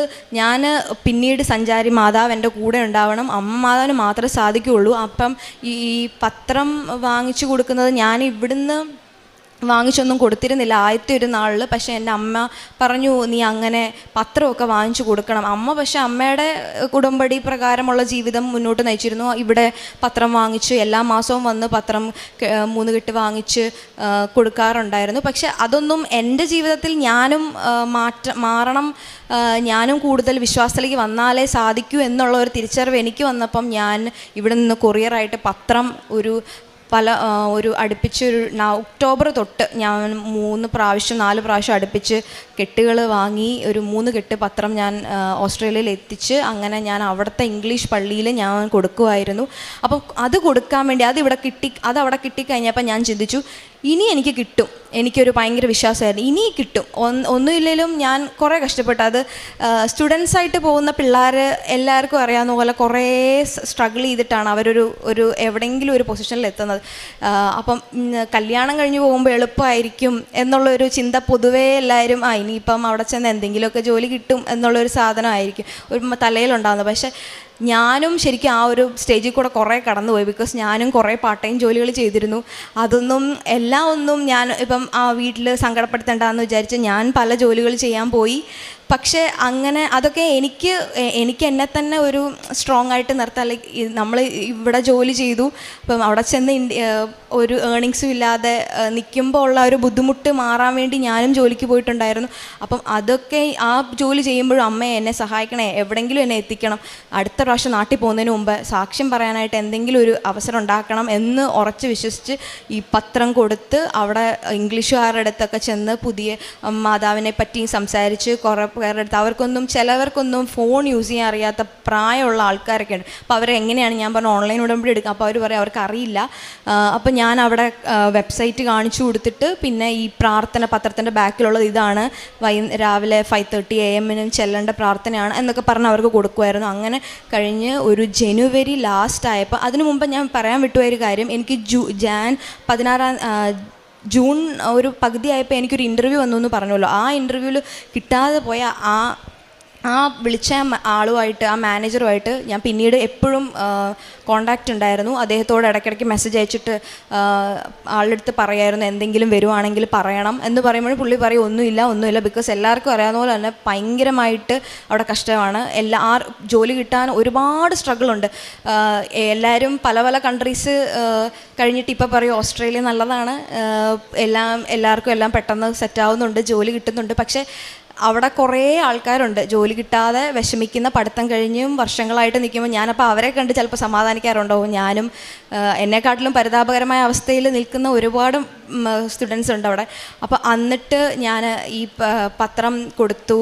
അതിനുശേഷം എനിക്ക് അദ്ദേഹം വിളിച്ച് ജനുവരി 21 തോന്നുന്നു അദ്ദേഹം എന്നെ വിളിച്ചിട്ട് ഇങ്ങോട്ട് ചോദിച്ചു. ആ സെയിം പൊസിഷൻ 2025 ജൂണിൽ വിളിച്ച് എന്നോട് ഇൻ്റർവ്യൂ നടത്തി. പക്ഷേ പിന്നീട് പറ്റില്ല എന്ന് പറഞ്ഞ ആ സെയിം പൊസിഷൻ ജാനുവരി 2026 അവസാനമായപ്പോൾ അദ്ദേഹം വിളിച്ചിട്ട് പറഞ്ഞു അത് സെയിം വന്നിട്ടുണ്ട്, എനിക്ക് റെഡിയാണെങ്കിൽ ഇൻ്റർവ്യൂവിന് ഒന്നും കൂടെ അറ്റൻഡ് ചെയ്യുക, നമുക്കത് നോക്കാമെന്ന് അദ്ദേഹം പറഞ്ഞു. അങ്ങനെ ഞാൻ ഇൻ്റർവ്യൂവിന് അറ്റൻഡ് ചെയ്തു. ആ ഇൻ്റർവ്യൂവിൻ്റെ സമയത്ത് അദ്ദേഹമായിരുന്നു ഏറ്റവും സീനിയർ. അപ്പോൾ പുള്ളി അപ്പോൾ അങ്ങനെ പറഞ്ഞിരുന്നു നമുക്ക് നോക്കാം. എപ്പോഴും കഴിഞ്ഞ ജൂണിൽ തന്നെ അദ്ദേഹം ഇങ്ങനെ പറഞ്ഞ് കിട്ടാതെ പോയ ഒരു ബാക്ക്ഗ്രൗണ്ട് ആയിരുന്നുകൊണ്ട് എനിക്ക് പ്രതീക്ഷ ഇല്ല എങ്കിൽ എന്നുള്ളതല്ല, എനിക്ക് ഈ പ്രാവശ്യം ഇത് കിട്ടും എന്നായിരുന്നു. കഴിഞ്ഞ പ്രാവശ്യം പക്ഷേ അങ്ങനെ ആയിരുന്നില്ല, കിട്ടില്ലായിരിക്കാം, ഒരു കൺഫ്യൂസ്ഡ് സ്റ്റേറ്റ് ആയിരുന്നു. ഈ പ്രാവശ്യം പക്ഷേ ഇതെന്തെങ്കിലും ഒന്ന് നടക്കും എന്നുള്ളതായിരുന്നു എൻ്റെ മനസ്സിൽ. ബിക്കോസ് ഞാൻ അതുപോലെ വിശ്വസിച്ചാണ് പത്രം കൊടുക്കുകയും നേർച്ച വസ്തുക്കളുടെ ഉപയോഗവും എല്ലാം ഞാൻ അതീവമായിട്ട് കൃപാസന അമ്മയിൽ ആശ്രയിച്ചു. ഇത് എനിക്ക് ഈ പ്രാവശ്യം ലഭിക്കും എന്നുള്ള ഒരു തോന്നലിലൂടെ ഞാൻ മുൻപോട്ട് പോയി. അങ്ങനെ ആ ജോലി എനിക്ക് ആക്ച്വലി കിട്ടി. ഞാൻ ഇപ്പോൾ 1 മാസമായി അവിടെ കയറി. അവിടുത്തെ പവർ ഡിസ്ട്രിബ്യൂഷൻ കമ്പനിയിൽ ഞാൻ ജോലി ചെയ്ത് വരുന്നു. അങ്ങനെ പെട്ടെന്ന് ഒരു അവധി 2 ആഴ്ചത്തേക്ക് അദ്ദേഹം എനിക്ക് അനുവദിച്ചു തന്ന് ഞാനിവിടെ സാക്ഷ്യം പറയാൻ എത്തിയത്. അതോടൊപ്പം എൻ്റെ രണ്ട് കാര്യങ്ങളൂടെ പറയട്ടെ. ഞാൻ ഡ്രൈവിംഗ് ലൈസൻസ് ടെസ്റ്റ് ഇവിടെ എനിക്ക് പാസ്സായി. ഞാൻ ഇവിടെ വണ്ടി ഓടിക്കുന്ന ഒരാളായിരുന്നില്ല. എന്നെ അങ്ങനെ വണ്ടി ഓടിക്കാനായിട്ട് തുടങ്ങും, പക്ഷേ എപ്പോഴും അത് തെന്നി മാറിപ്പോവും. ഞാൻ തന്നെയായിട്ട് ഓടിച്ച് ഒരു കൈ തെളിഞ്ഞ് വരുന്ന ഒരു രീതിയിലേക്ക് വന്നിട്ടില്ല. എപ്പോഴും എന്തെങ്കിലും തടസ്സങ്ങളായിരിക്കും, എനിക്ക് മുന്നോട്ട് പോകാൻ പറ്റാറില്ല. പക്ഷെ അവിടെ ചെന്ന് കഴിഞ്ഞ് ഞാൻ കാശ് രൂപ ഉപയോഗിച്ച് കയ്യിൽ പിടിച്ച് ഞാൻ വണ്ടി ഓടിച്ച് തുടങ്ങി. ശരിക്കും പറഞ്ഞാൽ അതൊരു ഭയങ്കര അത്ഭുതമാണ്. നമ്മളെ ആരും ഇല്ലാത്തവർക്ക് തുണയെന്ന് പറയുന്ന പോലെ മാതാവ് എൻ്റെ കൂടെ അപ്പം നിന്നു. ബിക്കോസ് അവിടെ ചെന്ന് കഴിഞ്ഞപ്പോൾ എനിക്ക് വേറെ വഴിയില്ല, ഓടിച്ചേ പറ്റൂ. അപ്പോൾ എൻ്റെ കൂടെ നിന്ന് ഞാൻ ലൈസൻസ് ടെസ്റ്റിന് പോയപ്പോൾ അവിടെ ഉപ്പൊക്കെ വെതറി, ഞാനിരുന്ന സീറ്റിലൊക്കെ വെതറിയിട്ട് ഞാനിരുന്നു. ആദ്യത്തെ അറ്റംപ്റ്റിൽ തന്നെ എനിക്ക് ലൈസൻസ് കിട്ടി. ഞാൻ ഓടിച്ചു തുടങ്ങി. ഞാനിപ്പോൾ അവിടെ എനിക്ക് സ്വന്തമായിട്ടൊരു ചെറിയ വണ്ടിയുണ്ട്. ഞാൻ എൻ്റെ കാര്യങ്ങൾക്കും പിന്നെ ആദ്യം പാർട്ട് ടൈം ചെയ്തപ്പോഴും ഒക്കെ ഞാൻ എൻ്റെ വണ്ടിയിൽ തന്നെ പോയി. ഞാൻ ഇപ്പം എനിക്ക് തന്നെ ഓടിക്കാനുള്ളൊരു ധൈര്യം അതെനിക്ക് അമ്മ മാതാവ് തന്നു. പിന്നെ അതോടൊപ്പം ഒരു കാര്യം കൂടെ പറയാനുള്ളത്, ഞാൻ വിവാഹം കഴിക്കുന്നതിന് മുൻപേ തന്നെ എൻ്റെ PR-ഉം കാര്യങ്ങളൊക്കെ ശരിയായി. അതൊക്കെ ഒരുപാട് വലിയ അനുഗ്രഹമാണ്. പെട്ടെന്നൊന്നും ആർക്കും സാധിക്കുന്നതല്ല. അപ്പോൾ അമ്മ മാതാവിൻ്റെ വലിയ അനുഗ്രഹം കൊണ്ട് മാത്രം എനിക്ക് ലഭിച്ച ഒരു കാര്യമാണ്. എന്തെന്ന് വെച്ചാൽ ഞാൻ അതിനുവേണ്ടി PT എഴുതി. PT എക്സാം എഴുതാൻ പോയപ്പോഴും വലിയ മാർക്കൊന്നും ഇല്ലെങ്കിലും അമ്മ മാതാവ് എന്നെ അതിന് സഹായിച്ചു. അന്നും ഈ പറഞ്ഞ പോലെ ഉപ്പ് എൻ്റെ കയ്യിൽ ടിഷ്യൂവിൽ പൊതിഞ്ഞ് ഞാൻ കൈ പിടിക്കും. കയറുന്ന വാതിക്ക് ഞാൻ ജസ്റ്റ് വെതറി പ്രാർത്ഥിച്ചിട്ടാണ് കയറുന്നത്. അന്നും ആ എക്സാമിന് എനിക്ക് അത്യാവശ്യം മാർക്ക് നൽകി. എനിക്ക് സ്കോർ ഉണ്ടായിരുന്നു. അതിന് ശേഷം PR-ന് എൻ്റെ ഹസ്ബൻഡിൻ്റെ കൂടെ വെച്ചപ്പോൾ എനിക്കും PR ഗ്രാൻഡായി. അപ്പം ഞാൻ കല്യാണത്തിന് മുൻപേ, അവിടെ ചെല്ലുന്നതിന് മുൻപേ എനിക്ക് വിസ ഗ്രാൻഡായിട്ടാണ് ഞാൻ അവിടെ എത്തുന്നത്. പിന്നെ ഒരു കാര്യം പറയാനുള്ളത്, എനിക്ക് മാതാവിൻ്റെ അനുഭവം എന്ന് പറയാനുള്ളത്, ഞാൻ ഒരു പ്രാവശ്യം ഒരു പള്ളിയിൽ, കോട്ടയത്തൊരു പള്ളിയിൽ നിന്നപ്പം ഒരു ആൻറ്റി എൻ്റെ അടുത്ത് വന്നിട്ട് പറഞ്ഞു. അപ്പം അന്നേരം കല്യാണം ആലോചിക്കുന്ന സമയമാണ്. അപ്പം ഇങ്ങനെ പല ആലോചനകൾ വരുന്നു. ചിലർക്ക് അറിയാവുന്ന പോലെ തന്നെ മാട്രിമോണിയിൽ ആലോചനകൾ വന്ന് കുറേ പേര് വരുന്നു പോകുന്നു എന്നല്ലാണ്ട് ഒന്നും മുന്നോട്ട് പോകാത്ത ഒരു സാഹചര്യത്തിൽ നിൽക്കുമ്പോഴാണ് ഞാൻ ഈ പള്ളിയിൽ എന്തോ ഒരു വിഷമിച്ച അവസ്ഥയിൽ നിന്ന് പ്രാർത്ഥിക്കുകയാണ്. അപ്പോൾ ഒരു ആൻറ്റി എൻ്റെ അടുത്ത് വന്നിട്ട് പറഞ്ഞു, എന്നെ അറിയത്തൊന്നുമില്ല, എനിക്കും അറിയില്ല, എന്നെ തോണ്ടിയിട്ട് വിളിച്ചിട്ട് പറഞ്ഞു, മോൾ എന്നെ ഇവിടെ നിൽക്കുന്നത്, എന്നാ ചെയ്യുവാന്ന് ചോദിച്ചു. ഞാൻ പറഞ്ഞു, ഞാൻ അന്നേരം ജോലി ചെയ്യുകയാണ്, ഞാൻ ജോലി ചെയ്യുക എന്നിങ്ങനെ പറഞ്ഞു. മോൾക്ക് നല്ലൊരു വിശുദ്ധിയുള്ള ഒരു പയ്യനെ കിട്ടുമെന്ന് എന്നോട് ആൻറ്റി പറഞ്ഞു. അത് ആക്ച്വലി ആൻറ്റിയുടെ മുഖമൊന്നും എനിക്ക് ഓർമ്മയില്ല. എന്നിട്ട് ആൻറ്റിയോട് പറഞ്ഞു, ചുമ്മാ നിൽക്കുവാണെങ്കിൽ അങ്ങോട്ട് വാ, അവിടെ കുറേ ആൾക്കാരുണ്ട്, പ്രെയർ മീറ്റിംഗ് ഉണ്ടെന്ന് പറഞ്ഞിട്ട് ആ ആൻറ്റി അങ്ങ് പോയി. അത് കഴിഞ്ഞാണ് ഞാനിപ്പം വിവാഹം കഴിച്ച വ്യക്തിയുടെ ആലോചനകളൊക്കെ വരുന്നതും. അന്ന് അതിന് മുൻപ്, തൊട്ട് മുമ്പ് സ്വപ്നത്തിൽ എനിക്കൊരു നീലയല്ല പച്ച കളർ എനിക്ക് തോന്നി. അപ്പം പച്ച കളറ് അന്നേരം എനിക്ക് അത്ര വിശ്വാസം വന്നില്ല. പക്ഷെ പിറ്റേ ദിവസം ആ വ്യക്തി എന്നെ കാണാൻ വന്നപ്പോൾ ഇട്ട ഷർട്ട് പച്ച കളറാണ്. പക്ഷെ അതൊക്കെ പിന്നീട് ഞാൻ റിലേറ്റ് ചെയ്യുമ്പോൾ എനിക്ക് കുറേ അനുഭവങ്ങളുണ്ട്. അമ്മ മാതാവ് എനിക്ക് കാണിച്ചു തന്നിട്ടുണ്ട് എന്നുള്ളത് എനിക്ക് മനസ്സിലായി. ശരിക്കും ഒരു വിശുദ്ധിയുള്ള ഒരു നല്ല പയ്യനെ തന്ന് അമ്മ മാതാവ് എന്നെ അനുഗ്രഹിച്ചു. അതിനകത്ത് കുറേ എനിക്ക് വേണ്ടി പ്രാർത്ഥിച്ച് കുറേ എൻ്റെ അമ്മയാണെങ്കിലും എന്നെ ഇതിലേക്ക് നയിച്ചിട്ടുണ്ട്. അത് കഴിഞ്ഞ് അമ്മ മാതാവിലേക്ക് അടുക്കാനായിട്ട് ഒരു സാഹചര്യം എൻ്റെ കുടുംബത്തിൽ നിന്ന് വന്നതിന് ശേഷമാണ് അമ്മമാനെ കുറിച്ച് കൂടുതൽ അറിയാനും അങ്ങനെ ഞാൻ മാതാവിൽ അടിയുറച്ച് വിശ്വസിക്കാനും ഉണ്ടായത്. പിന്നെ പറയുകയാണെങ്കിൽ കാരുണ്യ പ്രവർത്തികൾ എന്ന് പറയാൻ എനിക്കവിടെ ഡയറക്റ്റായിട്ട് ഞാനങ്ങനെ ഒന്നും ചെയ്യാറില്ല. പൈസ അയച്ച് വീട്ടിൽ കൊടുക്കാറുണ്ട്. ആർക്കെങ്കിലും കൊടുക്കാൻ മാസം കുറച്ച് പൈസ അയച്ച് കൊടുക്കാറുണ്ട്. അല്ലാതെ പിന്നെ പറഞ്ഞ പോലെ പ്രേക്ഷിത പ്രവർത്തനം പത്രങ്ങൾ വരുത്തി ഇപ്പം അടുപ്പിച്ച് കൊടുക്കുന്നുണ്ട് അവിടെ. പിന്നെ നേർച്ച വസ്തുക്കളുടെ ഉപയോഗം എല്ലായ്പ്പോഴും ഉണ്ട്. ഞാൻ ഇപ്പോൾ ഓഫീസിൽ പോകുമ്പോഴും എനിക്ക് ടെൻഷനാണ്, എന്നെക്കൊണ്ട് ചെയ്യാൻ പറ്റുന്ന ജോലിയാണോ എന്ന് ചോദിച്ചാൽ പഠിച്ചു വരുന്നതേ ഉള്ളൂ. അപ്പോൾ എനിക്കും ഒന്നും ചെയ്യാൻ പറ്റില്ല. ഇപ്പോഴും ഞാൻ ആ ജോലി കിട്ടിയില്ലെങ്കിൽ ശരിക്കും ഇപ്പോഴും ഞാനൊരു അൺഎംപ്ലോയ്ഡായിട്ട് അവിടെ നിൽക്കേണ്ട വന്നേനെ. എന്നുവെച്ചാൽ അതാണ് അവിടുത്തെ അവസ്ഥ. ഒരുപാട് ഓപ്പർച്യൂണിറ്റീസ് ഉണ്ട്, അതുപോലെ തന്നെ ആളുകളും കൂടുതലാണ്. അപ്പം നമുക്ക് അവിടെ എത്തിപ്പെടുക എന്ന് പറയുന്നത് ഭയങ്കര ഒരു ടാസ്ക്കാണ്. അപ്പം ഒരിക്കലും നമ്മുടെ കഴിവ് കൊണ്ട് തന്നെ അതവിടെ ലഭിക്കുന്നതല്ല. നമുക്കൊരു ആ കൃപ ഉണ്ടെങ്കിൽ മാത്രമേ നമുക്കവിടെ എത്തിച്ചേരാൻ സാധിക്കുകയുള്ളൂ. അപ്പോൾ അത് ഇപ്പം എനിക്ക് ഈ ഒരു പോയിന്റിൽ കറക്റ്റ് നാട്ടിൽ വരുന്നതിന് മുമ്പ് എനിക്ക് ആ ജോലി തന്ന് പെട്ടെന്ന് തന്നെ ജോലിക്ക് കയറിയ ഉടനെ ഒരു ലീവൊക്കെ തന്ന് എല്ലാം എനിക്ക് ക്രമീകരിച്ച് തന്നു മാതാവ്. അതുപോലെ തന്നെ വർക്ക് ഫ്രം ഹോമും ഉള്ള ഒരു ജോലിയാണ്. എല്ലാം എനിക്ക് മാതാവ് ക്രമീകരിച്ചു തന്നു. ഒരുപാട് നന്ദി കൃപാസന മാതാവിനും യേശുകുമാരനും ഞാൻ പറയുന്നു. ആത്മീയ ജീവിതത്തെ പറയുകയാണെങ്കിൽ ഞങ്ങളുടെ പള്ളി അവിടെ നിന്നൊരു കുറച്ച് ദൂരെയാണ്. ഇപ്പോൾ ഞാൻ മിക്കപ്പോഴും വൈകുന്നേരങ്ങളിൽ പോകാറുണ്ട്. വെള്ളിയാഴ്ച ദിവസങ്ങളിൽ എക്സ്പെഷ്യലി ഞാൻ മുടക്കാറില്ല. പിന്നെ ഞായറാഴ്ചയും പോവും. പിന്നെ രാവിലെ ഉള്ള ദിവസങ്ങളിലൊക്കെ ഇംഗ്ലീഷ് പള്ളിയിൽ പോവും. എനിക്ക് ഫ്രീ ആയിട്ടുള്ള ഇപ്പം ജോലിയുള്ള ദിവസങ്ങളിലാണെങ്കിൽ ഞാൻ വർക്ക് ഫ്രം ഹോം എടുക്കും അന്നത്തെ ദിവസം. എന്നിട്ട് ഞാൻ വെള്ളിയാഴ്ച ഇച്ചിരി നേരത്തെ ലോഗ് ഓഫ് ചെയ്തിറങ്ങി ഞാൻ പള്ളിയിൽ പോകാറുണ്ട്. കുമ്പസാരം പള്ളിയിൽ അവിടെ മാസത്തിലൊരിക്കലെങ്കിലും അച്ഛനുള്ളപ്പോഴൊക്കെയും ഞാൻ ശ്രമിക്കാറുണ്ട് കുമ്പസാരിക്കാൻ. അല്ലാത്തപ്പം അവിടെ തിരക്കും, അച്ഛൻ്റെ അടുത്ത് തിരക്കി. അപ്പം അച്ഛൻ പറയും ഏതൊക്കെ ആഴ്ചകളിലാണ്. അങ്ങനെ ആ പ്രത്യേക ദിവസങ്ങളിൽ എനിക്ക് എന്താ പറയുന്നത് വെച്ചാൽ എനിക്ക് പള്ളിയിൽ ചെല്ലുമ്പോൾ ഉള്ള ആ ഒരു ഭയങ്കര ഒരു സന്തോഷം, ഒരു കാംനെസ്സാണ്. അപ്പോൾ അതുകൊണ്ട് ഞാൻ അതിനുവേണ്ടി പ്രത്യേകം ഒരു ഇൻട്രസ്റ്റ് എടുത്ത് ഞാൻ അവിടെ എത്തും. എങ്ങനെയാണെങ്കിലും ഈ പറഞ്ഞ പോലെ ജോലിക്ക് കയറി കഴിഞ്ഞപ്പം വൈകുന്നേരം വർക്ക് ഫ്രം ഹോം അതാണ് പറഞ്ഞത്, ക്രമീകരിച്ച് ദൈവം തന്നതാണ്. എനിക്ക് അങ്ങനെ പോകാൻ പറ്റുന്ന ഒരു സാഹചര്യം അനുവദിച്ച് തന്നു. അല്ലാത്തപ്പോൾ ഇംഗ്ലീഷ് പള്ളിയിലാണെങ്കിലും രാവിലെ പോയി പറ്റുന്ന പോലൊക്കെ ഞാൻ ആത്മീയ ജീവിതം മുന്നോട്ട് കൊണ്ടുപോകാറുണ്ട്. നിൻ്റെ ഭാരം കർത്താവിനെ ഏൽപ്പിക്കുക, അവിടുന്ന് നിന്നെ താങ്ങിക്കൊള്ളും. നീതിമാൻ കുലുങ്ങാൻ അവിടുന്ന് സമ്മതിക്കുകയില്ല. സങ്കീർത്തനം 55:22 വചനമാണ്. ജീവിതത്തിലെ വേദനകളും ആശങ്കകളും പ്രശ്നങ്ങളുമെല്ലാം നാം ഒറ്റയ്ക്ക് വഹിക്കേണ്ടവരല്ല. കാരണം ഉടമ്പടി മക്കളുടെ ജീവിതത്തിൽ ഈശോയും അമ്മയുമാണ് നമ്മുടെ കൂടെയുള്ളത്. ദൈവം തന്നെ അതെല്ലാം ഏറ്റെടുക്കാൻ തയ്യാറാണ്. വിശ്വാസത്തോടെ ദൈവത്തിൽ ആശ്രയിക്കുമ്പോൾ ഉടമ്പടി മക്കൾ കുലുങ്ങുവാനോ തകരുവാനോ ഈശോയും അമ്മയും ഒരിക്കലും നമ്മെ അനുവദിക്കില്ല.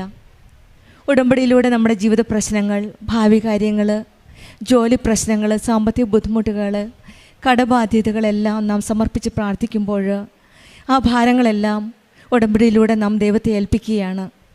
ഉടമ്പടി ജീവിതത്തിൽ നമുക്കുറപ്പുണ്ട്, കൈവിടാത്ത ഒരു ദൈവമാണ് നമ്മുടെ കൂടെയുള്ളതെന്നും സംരക്ഷിക്കുന്ന ഒരമ്മയാണ് കൃപാസനം അമ്മയെന്നുമാണ്, നമ്മെ താങ്ങി നിർത്തുന്ന ഒരമ്മയാണ് നമ്മുടെ കൂടെയുള്ളതെന്നുമുള്ള പൂർണ്ണ വിശ്വാസമാണ് ഉടമ്പടി മക്കളുടെ ജീവിതത്തിലുള്ളത്. അങ്ങനെയുള്ള താങ്ങി നിർത്തുന്ന ഒരു ദൈവത്തിൻ്റെ ഒരു സ്നേഹവും കരുതലുമാണ് സോന എന്ന മകൾ നമ്മളോട് സാക്ഷ്യപ്പെടുത്തിയത്. ഉടമ്പടിയിൽ നമ്മുടെ കഴിവ് കൊണ്ടല്ല, ദൈവത്തിൻ്റെ കരുണയും കൃപയും കൊണ്ടാണ് നാം ഉയരുന്നത്. നമ്മുടെ ജീവിതത്തിൽ പുതിയ വഴികൾ തുറന്നു തരുന്നത് പരിശുദ്ധ അമ്മയും ഈശോയും കൂടിയാണ്. നമ്മുടെ ജീവിതത്തിൽ പ്രശ്നങ്ങൾ വരുമ്പോൾ കർത്താവേ അങ്ങാണ് എൻ്റെ കൂടെയുണ്ട്, അങ്ങാണ് എൻ്റെ കൈ പിടിച്ച് നയിക്കുന്നത് എന്ന് നമുക്ക് വിശ്വസിക്കാം. നമുക്ക് വഹിക്കാനും താങ്ങാനും കഴിയാത്ത ഭാരങ്ങൾ ദൈവത്തിന് കൊടുക്കുമ്പോൾ ഈശോയും അമ്മയുമാണ് നമ്മെ വഹിക്കാനായിട്ട് നമ്മെ സഹായിക്കുന്നത്. പരിശുദ്ധമ്മ കൃപാസന അമ്മയുടെ മധ്യസ്ഥതയിൽ നമ്മുടെ ജീവിതവും ദൈവത്തിന് സമർപ്പിക്കാം. ഉടമ്പടി ദൈവത്തിന് പൂർണ്ണമായി ആശ്രയിക്കുന്ന ഒരു ജീവിതമാണ്. ആ ജീവിതത്തിൽ കൂടുതൽ തീഷ്ണതയോടെ ആത്മാർത്ഥതയോടെ മുന്നോട്ട് നയിക്കുവാൻ ഈശോയും അമ്മയെ നമ്മെ അനുഗ്രഹിക്കട്ടെ എന്ന് പ്രാർത്ഥിച്ചുകൊണ്ടും സോനായ്ക്കും കുടുംബത്തിനും ലഭിച്ച ഈ വലിയ അനുഗ്രഹങ്ങൾക്ക് നമ്മൾക്ക് കരങ്ങളടിച്ച് ദൈവത്തെ മഹത്വപ്പെടുത്താം.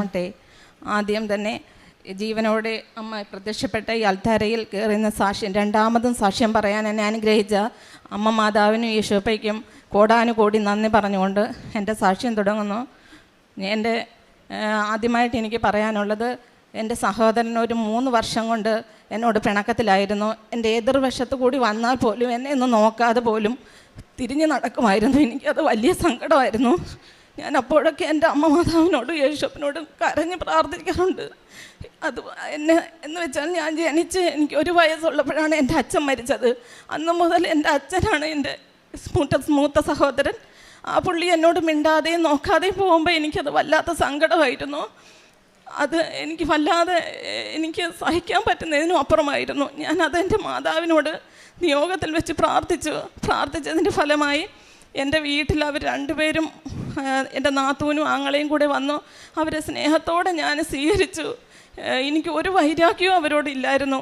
കാരണം എനിക്ക് അവർ വന്നല്ലോ എന്നുള്ളൊരു മഹാ സന്തോഷമായിരുന്നു. അതിൻ്റെ ഫലമായിട്ട് അവർ വന്ന് സ്വീകരിച്ചു. നല്ല രീതിയിൽ ഞാൻ അവരോട് സംസാരിച്ചു, എല്ലാം സ്നേഹത്തോട് പോയി.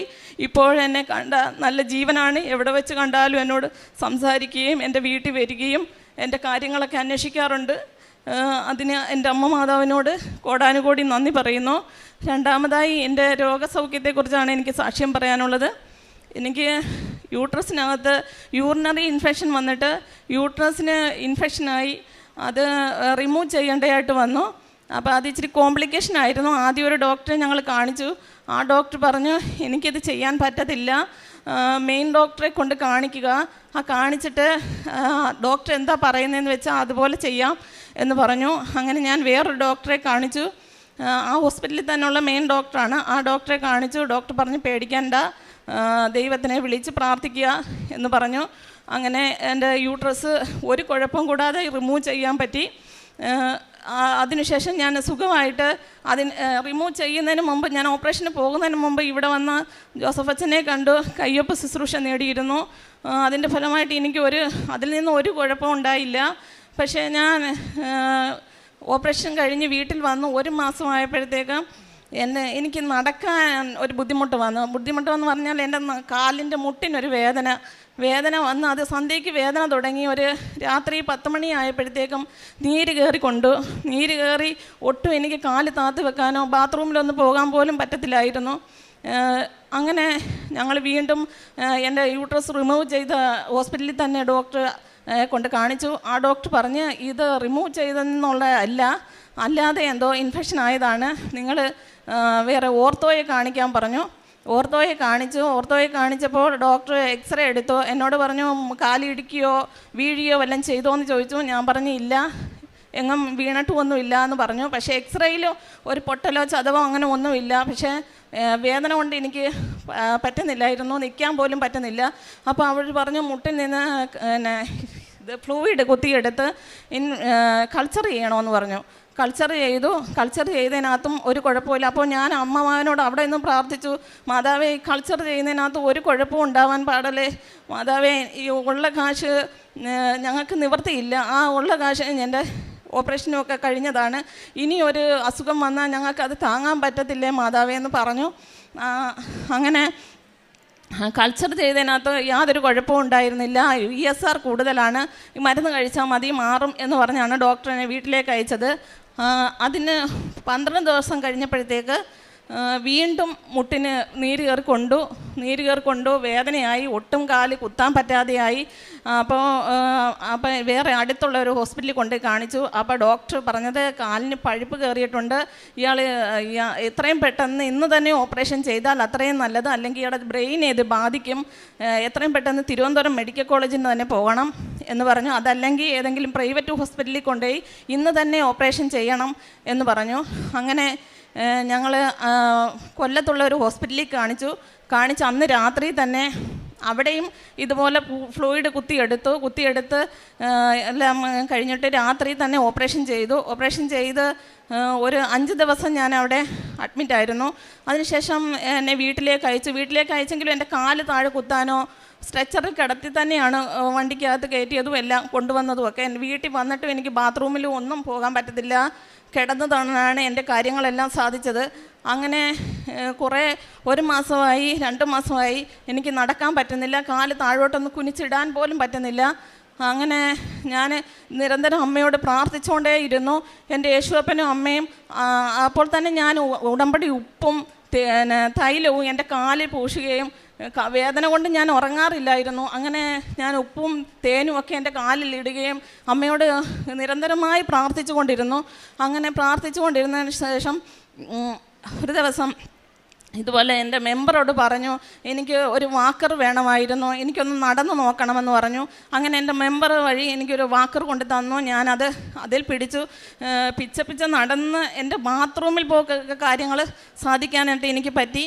അങ്ങനെ എനിക്ക് വല്ലാത്ത വിഷമം. എനിക്ക് മാതാവിൻ്റെ അടുത്ത് മുട്ടുകുത്താൻ പറ്റുന്നില്ലല്ലോ, എനിക്ക് പ്രാർത്ഥിക്കാൻ പറ്റുന്നില്ലല്ലോ, കിടന്ന കിടപ്പിലാണല്ലോ ഞാൻ പ്രാർത്ഥിക്കുന്നത്. അമ്മ മാതാവ് എനിക്കിത് സൗഖ്യമാക്കി തരണേ എന്ന് പറഞ്ഞു. അപ്പോൾ ഡോക്ടറെ അടുത്ത് വീണ്ടും പോയപ്പോൾ ഡോക്ടർ പറഞ്ഞ് മിഷനകത്ത് ഫിസിയോതെറാപ്പി ചെയ്യണം, ഫിസിയോതെറാപ്പി കണ്ടിന്യൂസ് ആയിട്ടും ചെയ്തുകൊണ്ടിരിക്കണമെന്ന് പറഞ്ഞു. ഞങ്ങൾക്ക് തീരെ നിവർത്തിയില്ലായിരുന്നു.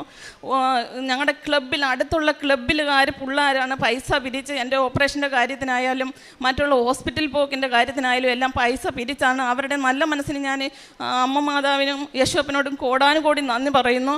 അവരാണ് എനിക്ക് പൈസ പിരിച്ച് എൻ്റെ വീട്ടിൽ കൊണ്ട് തന്നത്. അതിനുശേഷം ഞങ്ങൾ ഇങ്ങനെ ഫിസിയോതെറാപ്പി കണ്ടിന്യൂസ് ആയിട്ട് ദിവസം 700 രൂപ വെച്ച് വേണമായിരുന്നു. 400 രൂപ ഡോക്ടർക്ക് കൊടുക്കണം, 300 രൂപ എനിക്ക് ഓട്ടോ കൂലിയാവും. അങ്ങനെ അവിടെ ചെന്നാലും വാക്കർ എടുത്ത് വെച്ച് എൻ്റെ കൂടെ വരുന്ന ആളും കൂടി എന്നെ പിടിച്ചാണ് ഹോസ്പിറ്റലിനകത്ത് കയറ്റുന്നതും എല്ലാം.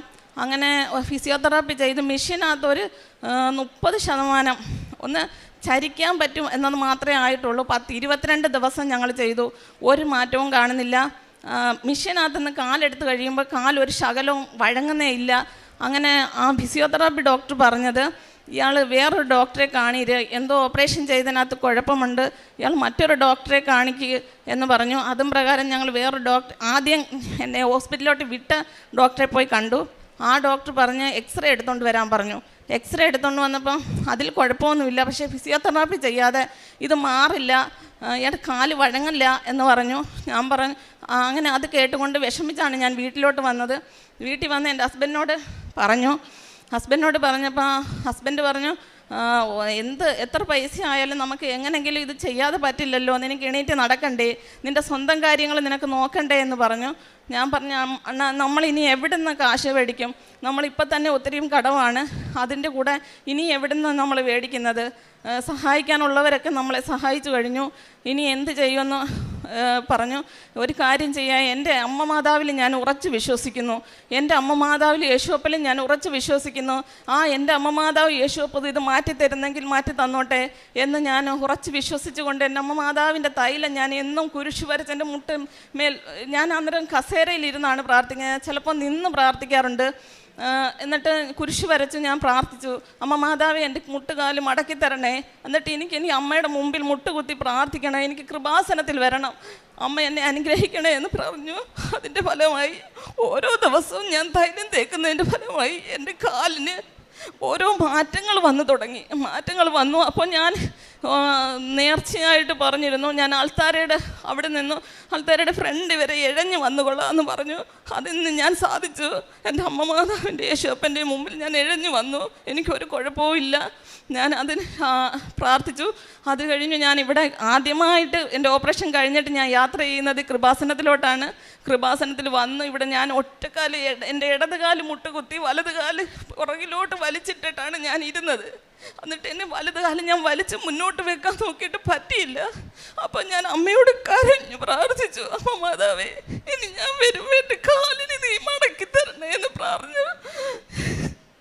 എന്നിട്ട് ഞാൻ അമ്മ മാതാവിൻ്റെ ഉടമ്പടി വിളക്കിൽ തൈലമെടുത്ത് എൻ്റെ മുട്ടിന് തേച്ചിട്ടു, അമ്മ മാതാവേ നീ എനിക്ക് സൗഖ്യമാക്കി തരണേ, എനിക്ക് വേറെ ആരുമില്ല, ഞങ്ങൾക്ക് ജീവിക്കാൻ വേറെ നിവർത്തിയില്ല, എൻ്റെ അണ്ണൻ പോയി കിടന്ന് കഷ്ടപ്പെട്ട് തുച്ഛമായ വരുമാനം കൊണ്ടാണ് ഞങ്ങൾ ജീവിക്കുന്നത്, അതുകൊണ്ട് നീ എനിക്ക് എനിക്ക് ജോലി ചെയ്യാനും ഒക്കെ പറ്റുന്ന രീതിയിൽ നീ എനിക്ക് കാല് സൗഖ്യമാക്കി തരണേ എന്ന് പ്രാർത്ഥിച്ചതിൻ്റെ ഫലമായി ഇന്ന് ഞാൻ കാല് നന്നായിട്ട് മടക്കും. ഒരു ഫിസിയോതെറാപ്പിയും ഞാൻ ചെയ്തില്ല, നല്ല രീതിയിൽ ഞാൻ മടക്കും, മുട്ടുകുത്തും. എൻ്റെ അമ്മ മാതാവിൻ്റെ മുമ്പിൽ ഞാൻ മണിക്കൂറോളം മുട്ടുകുത്തും, ഞാൻ പ്രാർത്ഥിക്കാറുണ്ട്. എനിക്ക് സൗഖ്യമാക്കി തന്നതിന് അമ്മ മാതാവിന് യേശുവപ്പനും കോടാനുകോടി നന്ദി പറയുന്നു. എൻ്റെ രണ്ടാമത്തെ സാക്ഷ്യം എന്ന് പറയുന്നത്, എൻ്റെ കണ്ണിൽ പ്രഷറായിരുന്നു, വർഷങ്ങൾ കൊണ്ട് എൻ്റെ കണ്ണിൽ പ്രഷറാണ്. ഞാൻ മരുന്ന് ഉപയോഗിച്ചുകൊണ്ടിരിക്കുകയാണ്. അപ്പോൾ ഇതിനിടയ്ക്ക് വെച്ച് ഞാൻ വിദേശത്തൊന്ന് പോയായിരുന്നു. അപ്പോഴാണ് ഈ അസുഖം വന്ന് ഞാൻ തിരിച്ചു പോരേണ്ടി വന്നത്. അവിടെ വിദേശത്ത് വെച്ച് ഞാൻ കണ്ണട യൂസ് ചെയ്യാറില്ല, കണ്ണിൽ ഈ മരുന്ന്, പ്രഷറിൻ്റെ മരുന്ന് ഉപയോഗിക്കാൻ എനിക്ക് സമയം കിട്ടത്തില്ല. അപ്പോൾ ഞാൻ ഉപയോഗിക്കാതിരുന്ന് അങ്ങനെ നാട്ടിൽ വന്ന് ഈ കാലിൻ്റെയും യൂട്രസിൻ്റെയൊക്കെ ഓപ്പറേഷനെല്ലാം കഴിഞ്ഞപ്പോഴാണ് ഞാൻ അതിന് മുന്നേ ഞാൻ ബൈബിൾ വായിക്കുമ്പോൾ ഞാൻ കണ്ണട വെക്കാതാണ് വായിക്കുന്നത്. എന്ന് വെച്ചാൽ എനിക്ക് ദൂരക്കാഴ്ച ഇച്ചിരി കുറവാണ്. അപ്പം ഞാൻ കണ്ണട വെക്കാതാണ് വായിക്കുന്നത്. അപ്പം ഞാൻ മാതാവിനോട് യേശുവിനോട് പറഞ്ഞു, ഞാൻ ബൈബിളല്ലേ വായിക്കുന്നത്, എൻ്റെ അപ്പനെയല്ലേ ഞാൻ അറിയുന്നത്, അതുകൊണ്ട് എൻ്റെ കണ്ണ് സൗഖ്യമാക്കി തരും എന്നെൻ്റെ മനസ്സിൻ്റെ ഉള്ളിൽ ആരോ ഇങ്ങനെ പറയുന്ന പോലെ എനിക്കൊരു ഉറച്ച വിശ്വാസമുണ്ടായിരുന്നു, എൻ്റെ കണ്ണ് സൗഖ്യമാക്കി തരുമെന്ന് തന്നെ. അങ്ങനെ ഞാൻ അതിനുശേഷമാണ് ഞാൻ വിദേശത്ത് വന്നതിന് ശേഷം ഞാൻ ഡോക്ടറെ പോയി കണ്ടു. ഡോക്ടറെ പോയി കണ്ടപ്പോൾ ഡോക്ടർ ടെസ്റ്റുകളൊക്കെ ചെയ്തിട്ട് പറഞ്ഞ് മരുന്നൊഴിക്കുന്നുണ്ടോ എന്ന് ചോദിച്ചു. ഞാൻ പറഞ്ഞു, ഡോക്ടറെ ഇതുപോലെ കുറേ നാൾ കൊണ്ട് ഞാൻ 1 വർഷം കൊണ്ട് മരുന്നൊഴിക്കുന്നില്ല എന്ന് പറഞ്ഞു. അപ്പോൾ ഡോക്ടർ പറഞ്ഞു, എന്തുകൊണ്ട്, ആര് പറഞ്ഞിട്ടാണ് ഇയാൾ മരുന്നൊഴിക്കാതിരുന്നത്, അങ്ങനെ പ്രഷറിൻ്റെ മരുന്നൊഴിക്കാതിരിക്കാൻ പറ്റില്ലല്ലോ, ആര് പറഞ്ഞിട്ടാണ്? ഞാൻ പറഞ്ഞു, ആരും പറഞ്ഞിട്ടല്ല ഡോക്ടറെ, പക്ഷേ എനിക്ക് തോന്നി, എൻ്റെ മനസ്സിൽ ആരോ പറയുന്നത് പോലെ തോന്നി, മരുന്നൊഴിക്കണ്ട എന്ന് പറഞ്ഞതുപോലെ തോന്നി, അതുകൊണ്ട് ഞാൻ മരുന്നൊഴിച്ചില്ല എന്ന് പറഞ്ഞു. അപ്പോൾ ഡോക്ടർ പറഞ്ഞു, ഇയാൾ കണ്ണൊന്ന് സ്കാൻ ചെയ്തിട്ട് വരാൻ പറഞ്ഞു. ഞാൻ സ്കാൻ ചെയ്തിട്ട് വന്നപ്പോൾ എനിക്ക് കണ്ണിന് ഒരു കുഴപ്പവും ഇല്ല. ഡോക്ടർ പറഞ്ഞു, ഇനി ഇയാൾ മരുന്നൊഴിക്കണ്ട, എൻ്റെ കണ്ണ് സൗഖ്യമായി. എൻ്റെ അപ്പനും അമ്മയുമാണ് എൻ്റെ കണ്ണ് സൗഖ്യമാക്കി തന്നത്. കാരണം ആ മരുന്ന് മേടിക്കാൻ ഞങ്ങൾക്ക് നിവർത്തിയില്ല. എൻ്റെ അണ്ണനും സ്ട്രോക്ക് വന്നതാണ്. പുള്ളിയുടെ മരുന്ന് തന്നെ മേടിക്കാൻ ബുദ്ധിമുട്ടിലാണ്. ഞങ്ങൾ 5 ഗുളിക വീതം അണ്ണൻ ആഴ്ചയിൽ മേടിക്കുന്നത്. അത് തന്നെ 10-200 രൂപയാവും 5 ഗുളിക മേടിക്കുമ്പോഴത്തേക്ക്. അപ്പം വീട്ടുകാര്യങ്ങളും എല്ലാം കൂടെ പറ്റത്തില്ല. അതിന് ഞാൻ വഴക്ക് പറഞ്ഞാണ് 5 ഗുളിക തന്നെ മേടിക്കുന്നത്. അപ്പം അതിൻ്റെ ഇടയ്ക്കൂടെ എൻ്റെ ഈ ഒരു കാര്യങ്ങളൂടെ പുള്ളിക്ക് അത് വിഷമമല്ലേ, അതുകൊണ്ട് ഞാനെല്ലാം മാതാവിനോട് അർപ്പിച്ചു, യേശുവപ്പനോടും അർപ്പിച്ച് പ്രാർത്ഥിച്ചതിൻ്റെ ഫലമായിട്ട് എനിക്ക് ഓരോ സൗഖ്യങ്ങൾ തന്നുകൊണ്ടേയിരുന്നു. അതിനുശേഷം രണ്ടാമത്തെ സാക്ഷ്യം എന്ന് പറയുന്നത്, ഞാൻ 2024 നവംബർ 16-ാം തീയതി ഞാനിവിടെ വന്ന് ആദ്യമായിട്ട് ഉടമ്പടി എടുക്കുന്നത്. അതിന് മുമ്പേ എനിക്ക് ഒരു കാലിന് മസിൽ പിടിക്കും. നിങ്ങൾക്ക് എല്ലാവർക്കും അറിയാമല്ലോ, മസിൽ പിടിച്ചാൽ ഭയങ്കര വേദനയാണ്. രാത്രി സമയത്ത് ഭയങ്കര വേദനയാണ്. ചിലപ്പോൾ 2 കാലും മസിൽ പിടിക്കാറുണ്ട്. അപ്പോൾ എൻ്റെ കുഞ്ഞുങ്ങൾ പറയും, ഈ അമ്മ എന്നെ ഞങ്ങളെ ഉറക്കത്തില്ല, അമ്മ അങ്ങ് വിളിച്ചു വെക്കുക എന്ന് പറഞ്ഞുകൊണ്ട് എന്നെ കളിയാക്കാറുണ്ട്. അങ്ങനെ ഞാൻ അമ്മയോട് ഒന്നും പറഞ്ഞില്ല. പക്ഷേ ഞാൻ ആദ്യമായിട്ട് ഉടമ്പടി എടുക്കാൻ അവിടെ മാതാവിൻ്റെ മുമ്പിൽ മുട്ടുകുത്തി പ്രാർത്ഥിച്ചപ്പോൾ എൻ്റെ ഇടത് കാലിന് മസിൽ പിടിച്ച് എനിക്കത് പിരിയാനോ പറ്റുന്നില്ല. ഞാൻ എങ്ങനെയെങ്കിലും അമ്മ മാതാവേ എന്ന് ഉറക്കെ വിളിച്ചുകൊണ്ട് ഞാൻ കാല് ഒരു വിധം മുന്നോട്ടെടുത്തു, എണീറ്റു.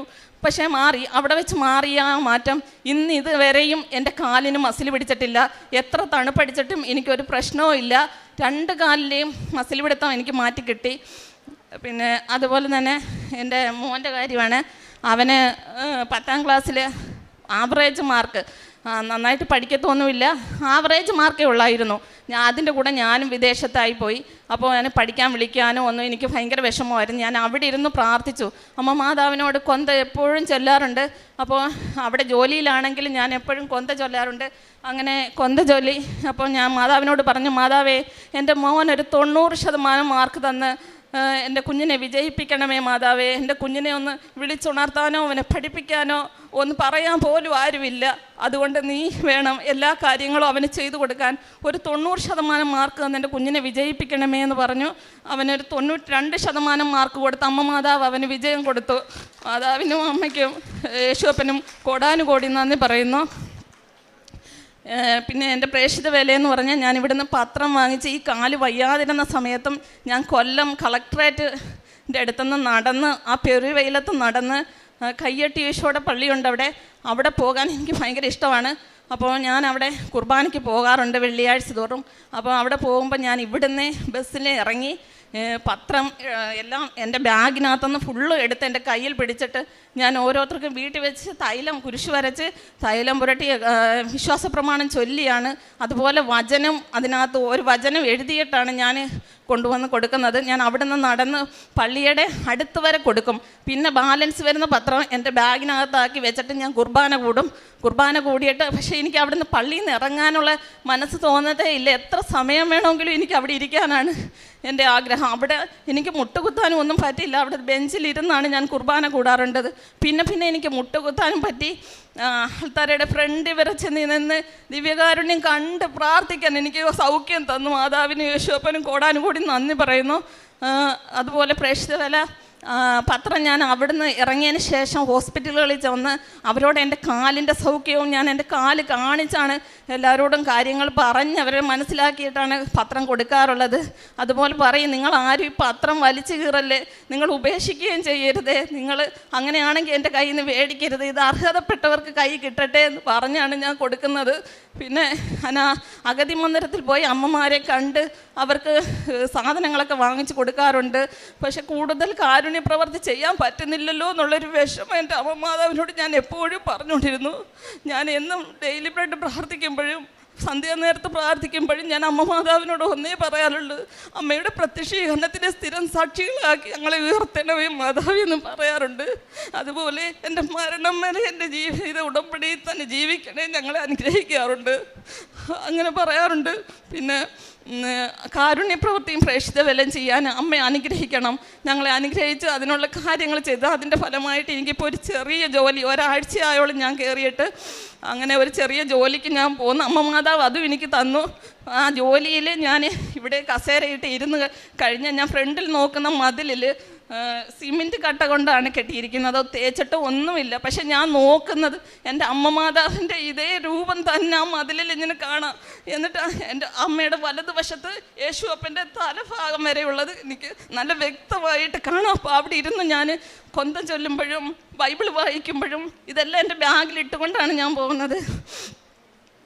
കുരിശിൻ്റെ വഴി പുസ്തകം എല്ലാം ഞാൻ എൻ്റെ ബാഗിലിട്ടുകൊണ്ട് പോയി ആദ്യമേ അവിടെ ചെന്നു കതവ് തുറന്ന് അകത്ത് കയറുമ്പോഴേ ഞാൻ ഇതെല്ലാം എടുത്ത് എൻ്റെ മേശപ്പുറത്ത് വെച്ചിട്ടാണ് ഞാൻ എൻ്റെ ചോറും പാത്രങ്ങളും എല്ലാം കൊണ്ടുവെക്കുന്നത്. വന്നിട്ട് തിരിച്ച് അവിടെ എല്ലാം ക്ലീൻ ചെയ്തതിന് ശേഷം എൻ്റെ പ്രാർത്ഥനയാണ് ഞാൻ തുടങ്ങുന്നത്. അപ്പോൾ കസ്റ്റമർ വന്നാലും ഞാനത് അവിടെ വെച്ചിട്ട് ഇത്ര എണ്ണം വരെ നോക്കി വെച്ചിട്ടാണ് ഞാൻ അവർക്ക് സാധനങ്ങൾ എടുത്ത് കൊടുത്തിട്ട് വീണ്ടും വന്നിരുന്ന് ഞാൻ കൊന്ത ചൊല്ലുകയും പ്രാർത്ഥിക്കുകയും ഒക്കെ ചെയ്യും. അപ്പോഴും എൻ്റെ യേശുവപ്പനും അമ്മയും ഞാൻ നോക്കും, അവിടെ തന്നെ ഉണ്ട് അവരെപ്പോഴും. എത്ര നിഴൽ വന്ന് വെയിലിൻ്റെ നിഴലടിച്ചാലും എനിക്ക് ആ രൂപം നല്ല വ്യക്തമായിട്ട് കാണാം. എനിക്ക് അത് വലിയൊരു അനുഗ്രഹമായിട്ട് തോന്നുന്നു. എൻ്റെ മാതാവ് അമ്മ എന്നെ കൈവിടാതെ എൻ്റെ കൂടെ ഉണ്ടെന്നുള്ളൊരു വിശ്വാസമുണ്ട്. അമ്മ മാതാവിനും യേശുവപ്പനും കോടാനുകോടി നന്ദി പറഞ്ഞുകൊണ്ട് ഞാൻ എൻ്റെ വാക്കുകൾ അവസാനിപ്പിക്കുന്നു. മത്തായി 15:31 ഊമർ സംസാരിക്കുന്നതും വികലാംഗർ സുഖം പ്രാപിക്കുന്നതും മുടന്തർ നടക്കുന്നതും അന്ധർ കാഴ്ച പ്രാപിക്കുന്നതും കണ്ട് ജനക്കൂട്ടം വിസ്മയിച്ചു. അവർ ഇസ്രായേലിൻ്റെ ദൈവത്തെ മഹത്വപ്പെടുത്തി. അമ്പിളി രമണൻ എന്ന ഈ അക്രൈസ്തവ മകളുടെ അതിശക്തമായ ഉടമ്പടി ജീവിതാനുഭവ സാക്ഷ്യമാണ് നാം കേട്ടത്. ഉടമ്പടിയുടെ പ്രാഥമികമായ ഒരു മനോഭാവം നമുക്കുണ്ടായിരിക്കേണ്ടത് അനുതാപത്തിൻ്റെതാണ്. ഉടമ്പടി എടുക്കുമ്പോൾ തന്നെ അതിലാദ്യത്തത് കുറേ കാര്യങ്ങൾ ഉപേക്ഷിക്കാം, ജീവിതം തിരുത്താം എന്ന് നമ്മൾ ഏറ്റുപറയുന്നുണ്ട്. അതാണ് ദൈവത്തിന് നാം കൊടുക്കുന്ന വാക്ക്. ദൈവത്തിൻ്റെ കരങ്ങളിൽ നിയോഗങ്ങൾ നമുക്ക് അനുഗ്രഹമാക്കി നൽകുവാൻ പ്രാർത്ഥിക്കുമ്പോൾ ദൈവത്തോട് നമ്മുടെ ജീവിതത്തെ ഏതൊക്കെ തരത്തിൽ നമ്മൾ ക്രമപ്പെടുത്താം, നന്മയുള്ളതാക്കാം, വിശുദ്ധീകരിക്കാമെന്ന് നാം ദൈവത്തോട് പറഞ്ഞുകൊണ്ടാണ് ആ നിലവിളക്ക് കത്തിച്ച് അമ്മയുടെ സന്നിധിയിലേക്ക് നമ്മൾ ഉടമ്പടി പ്രാർത്ഥന ചൊല്ലി തുടങ്ങുന്നത്.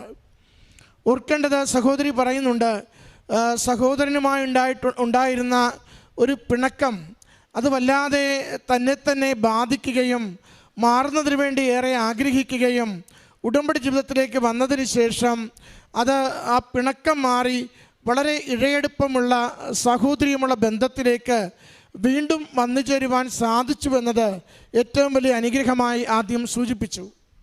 പിന്നീട് സഹോദരി സൂചിപ്പിച്ചത് 2 രോഗസൗഖ്യങ്ങളാണ്.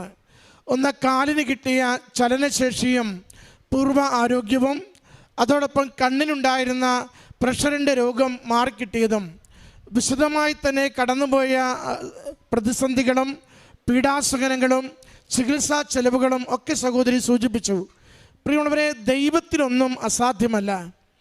ദൈവശക്തിയാൽ ജീവിതത്തിൽ എന്തും നമുക്ക് നൽകുവാൻ അവിടുത്തേക്ക് കഴിയുകയും ചെയ്യും.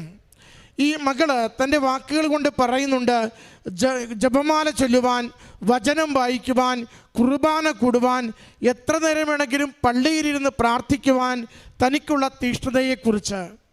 ഉടമ്പടി സീരിയസ് ആകുമ്പോൾ ദൈവിക കാര്യങ്ങൾ നമുക്ക് സീരിയസ് ആവും. ഉടമ്പടി അലസമാണെങ്കിൽ ഒരു ദൈവിക കാര്യവും നമ്മളെ സ്പർശിക്കുകയുമില്ല.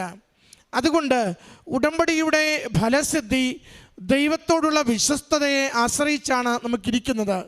അതുകൊണ്ട് സഹോദരിയുടെ വാക്കുകൾ, സഹോദരി കുർബാന പങ്കെടുക്കണമെന്നത് ഒരു നിബന്ധനയുള്ള കാര്യമല്ല. ഒരു ക്രൈസ്തവരെ പോലെ നിരന്തരം ജപമാല ചൊല്ലുക, വചനം വായിക്കുക, അത് ഗൗരവത്തിലത് പറയേണ്ട വിഷയമല്ല. പക്ഷെ ഉടമ്പടിയിലേക്ക് വരുമ്പോൾ യേശു കർത്താവിനെ അധരം കൊണ്ട് ഏറ്റുപറയുകയും ആത്മാവിൽ വിശ്വസിച്ചുകൊണ്ട് യേശുവിനെ കൈമാറുവാനുള്ള പ്രവൃത്തികളിൽ പങ്കുചേരുകയും ചെയ്യുമ്പോൾ അത് വലിയ അനുഗ്രഹങ്ങൾ നമ്മൾ ഓരോരുത്തരുടെയും ജീവിതത്തിലേക്ക് കൂട്ടിക്കൊണ്ടുവരും. കാരണം യേശുവിനെ തേടിയെത്തിയവർക്ക് മതമില്ല. യേശുവിനെ തേടിയെത്തിയവർക്ക് അശരണരെന്ന, രോഗികളെന്ന, പാപികളെന്ന, സമൂഹം പുറന്തള്ളിയവരെന്ന പേരുകൾ മാത്രമേ ഉള്ളൂ. നമ്മൾ ഓരോരുത്തരും എന്തെങ്കിലും കുറവുകളുണ്ടോ യേശുവിൻ്റെ അരികിൽ നിന്ന് കൃപ നേടുവാൻ അവകാശമുള്ളവരാണ്. അതാണ് ഉടമ്പടി നമ്മളെ എല്ലാവരെയും ഒരുമിപ്പിക്കുന്നത്.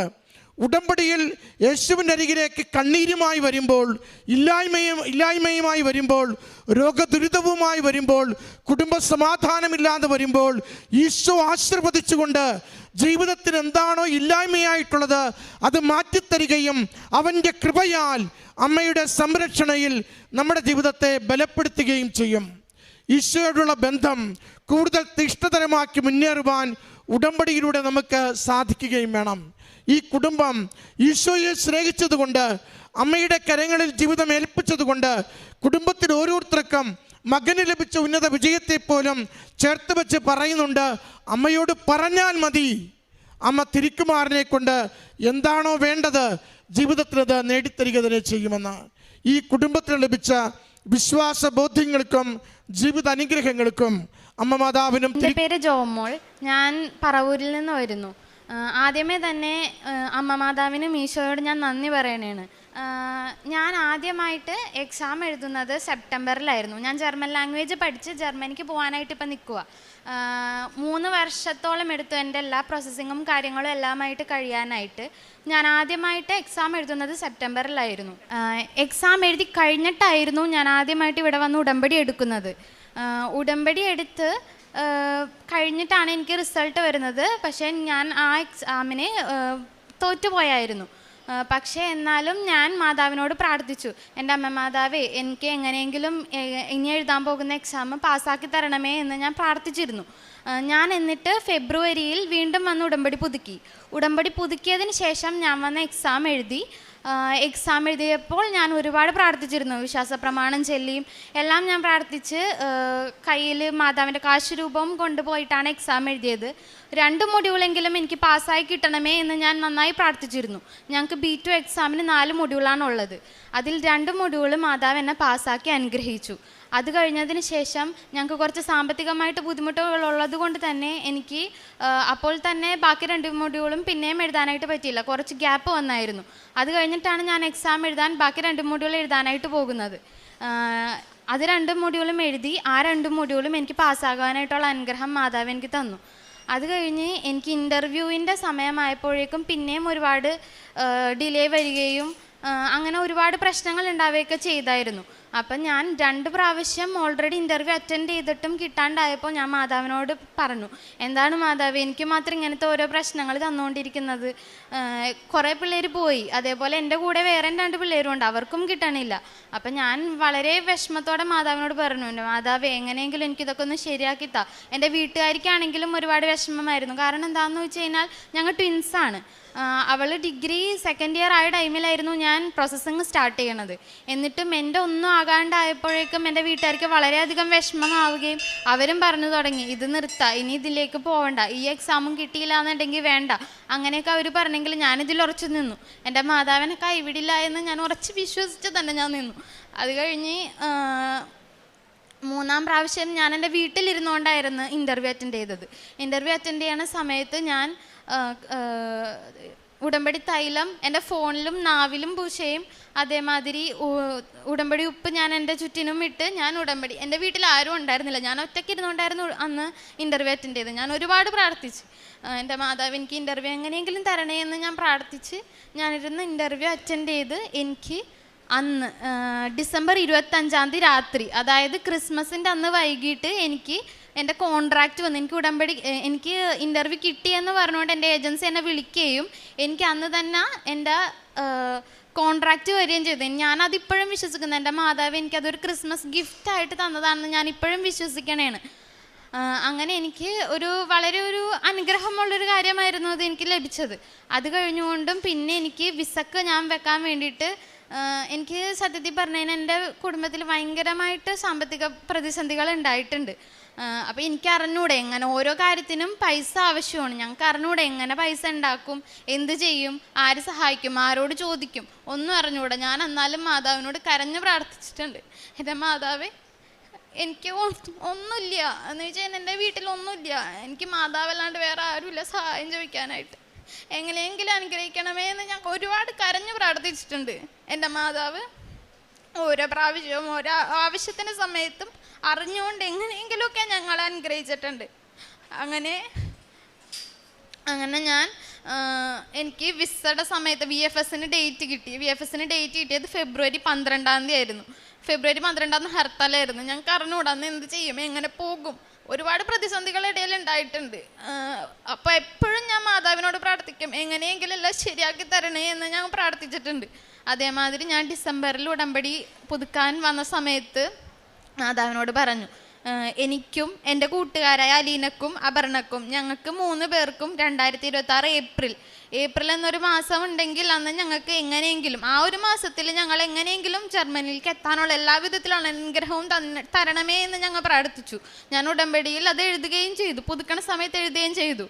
അങ്ങനെ ഡിസംബർ 18 ഞാൻ വന്ന് പുതുക്കി. അത് കഴിഞ്ഞ് ഡിസംബർ 20 എൻ്റെ ഒരു കൂട്ടുകാരത്തി അപർണ എന്ന് പറയുന്ന ഒരു കൂട്ടുകാരത്തി ജർമ്മനിയിലേക്ക് പോവുകയുണ്ടായി. അത് കഴിഞ്ഞുകൊണ്ടും ഞാൻ പിന്നെയും ഫെബ്രുവരി 12 VFSൽ ഞാൻ ചെന്നു, എല്ലാം ശരിയായി. അതേമാതിരി എൻ്റെ കൂടെ വന്ന എല്ലാവർക്കും വിസ കിട്ടി, എനിക്ക് മാത്രം വിസ വന്നിട്ടില്ല. അതേപോലെ എൻ്റെ കഴിഞ്ഞ് വിസക്ക് വെച്ച പിള്ളേർക്ക് വരെയും വിസ വന്നു, എനിക്ക് മാത്രം വന്നില്ല. ഞാൻ ഒരുപാട് വിഷമിച്ചു. ഞാൻ വീട്ടിൽ പറഞ്ഞില്ല. കാരണം എന്താണെന്ന് വെച്ച് കഴിഞ്ഞാൽ ഞാനത് പറഞ്ഞു കഴിഞ്ഞാൽ എന്നേക്കാൾ കൂടുതൽ വിഷമിക്കാൻ പോകുന്നത് അവരായിരിക്കുള്ളൂ. എൻ്റെ അമ്മ മാതാവിനോടും എനിക്കും മാത്രം അറിയണ ഒരു കാര്യം. ഞാൻ ഒരുപാട് കരഞ്ഞ് എൻ്റെ മാതാവിൻ്റെ അടുത്ത് പറഞ്ഞിട്ടുണ്ട്, എൻ്റെ അമ്മ മാതാവ് എങ്ങനെയെങ്കിലും വിസ വരുത്തണേ, എങ്ങനെയെങ്കിലും ഒന്ന് അടിച്ചു വരണേ എന്ന് വെച്ച് കഴിഞ്ഞാൽ എനിക്ക് ഇപ്പോൾ 1 ഇയർ കഴിയാറായിരുന്നു. എൻ്റെ എക്സാം വാലിഡിറ്റി 1 ഇയർ കഴിയാറായിരുന്നു. ഞാൻ ഒരുപാട് പേടിച്ചു. കാരണം എന്താണെന്ന് വെച്ച് കഴിഞ്ഞാൽ ഒരുപാട് പേർക്ക് റിജക്ഷൻ വന്നതായിട്ട് ഞാൻ അറിഞ്ഞിട്ടുണ്ട്.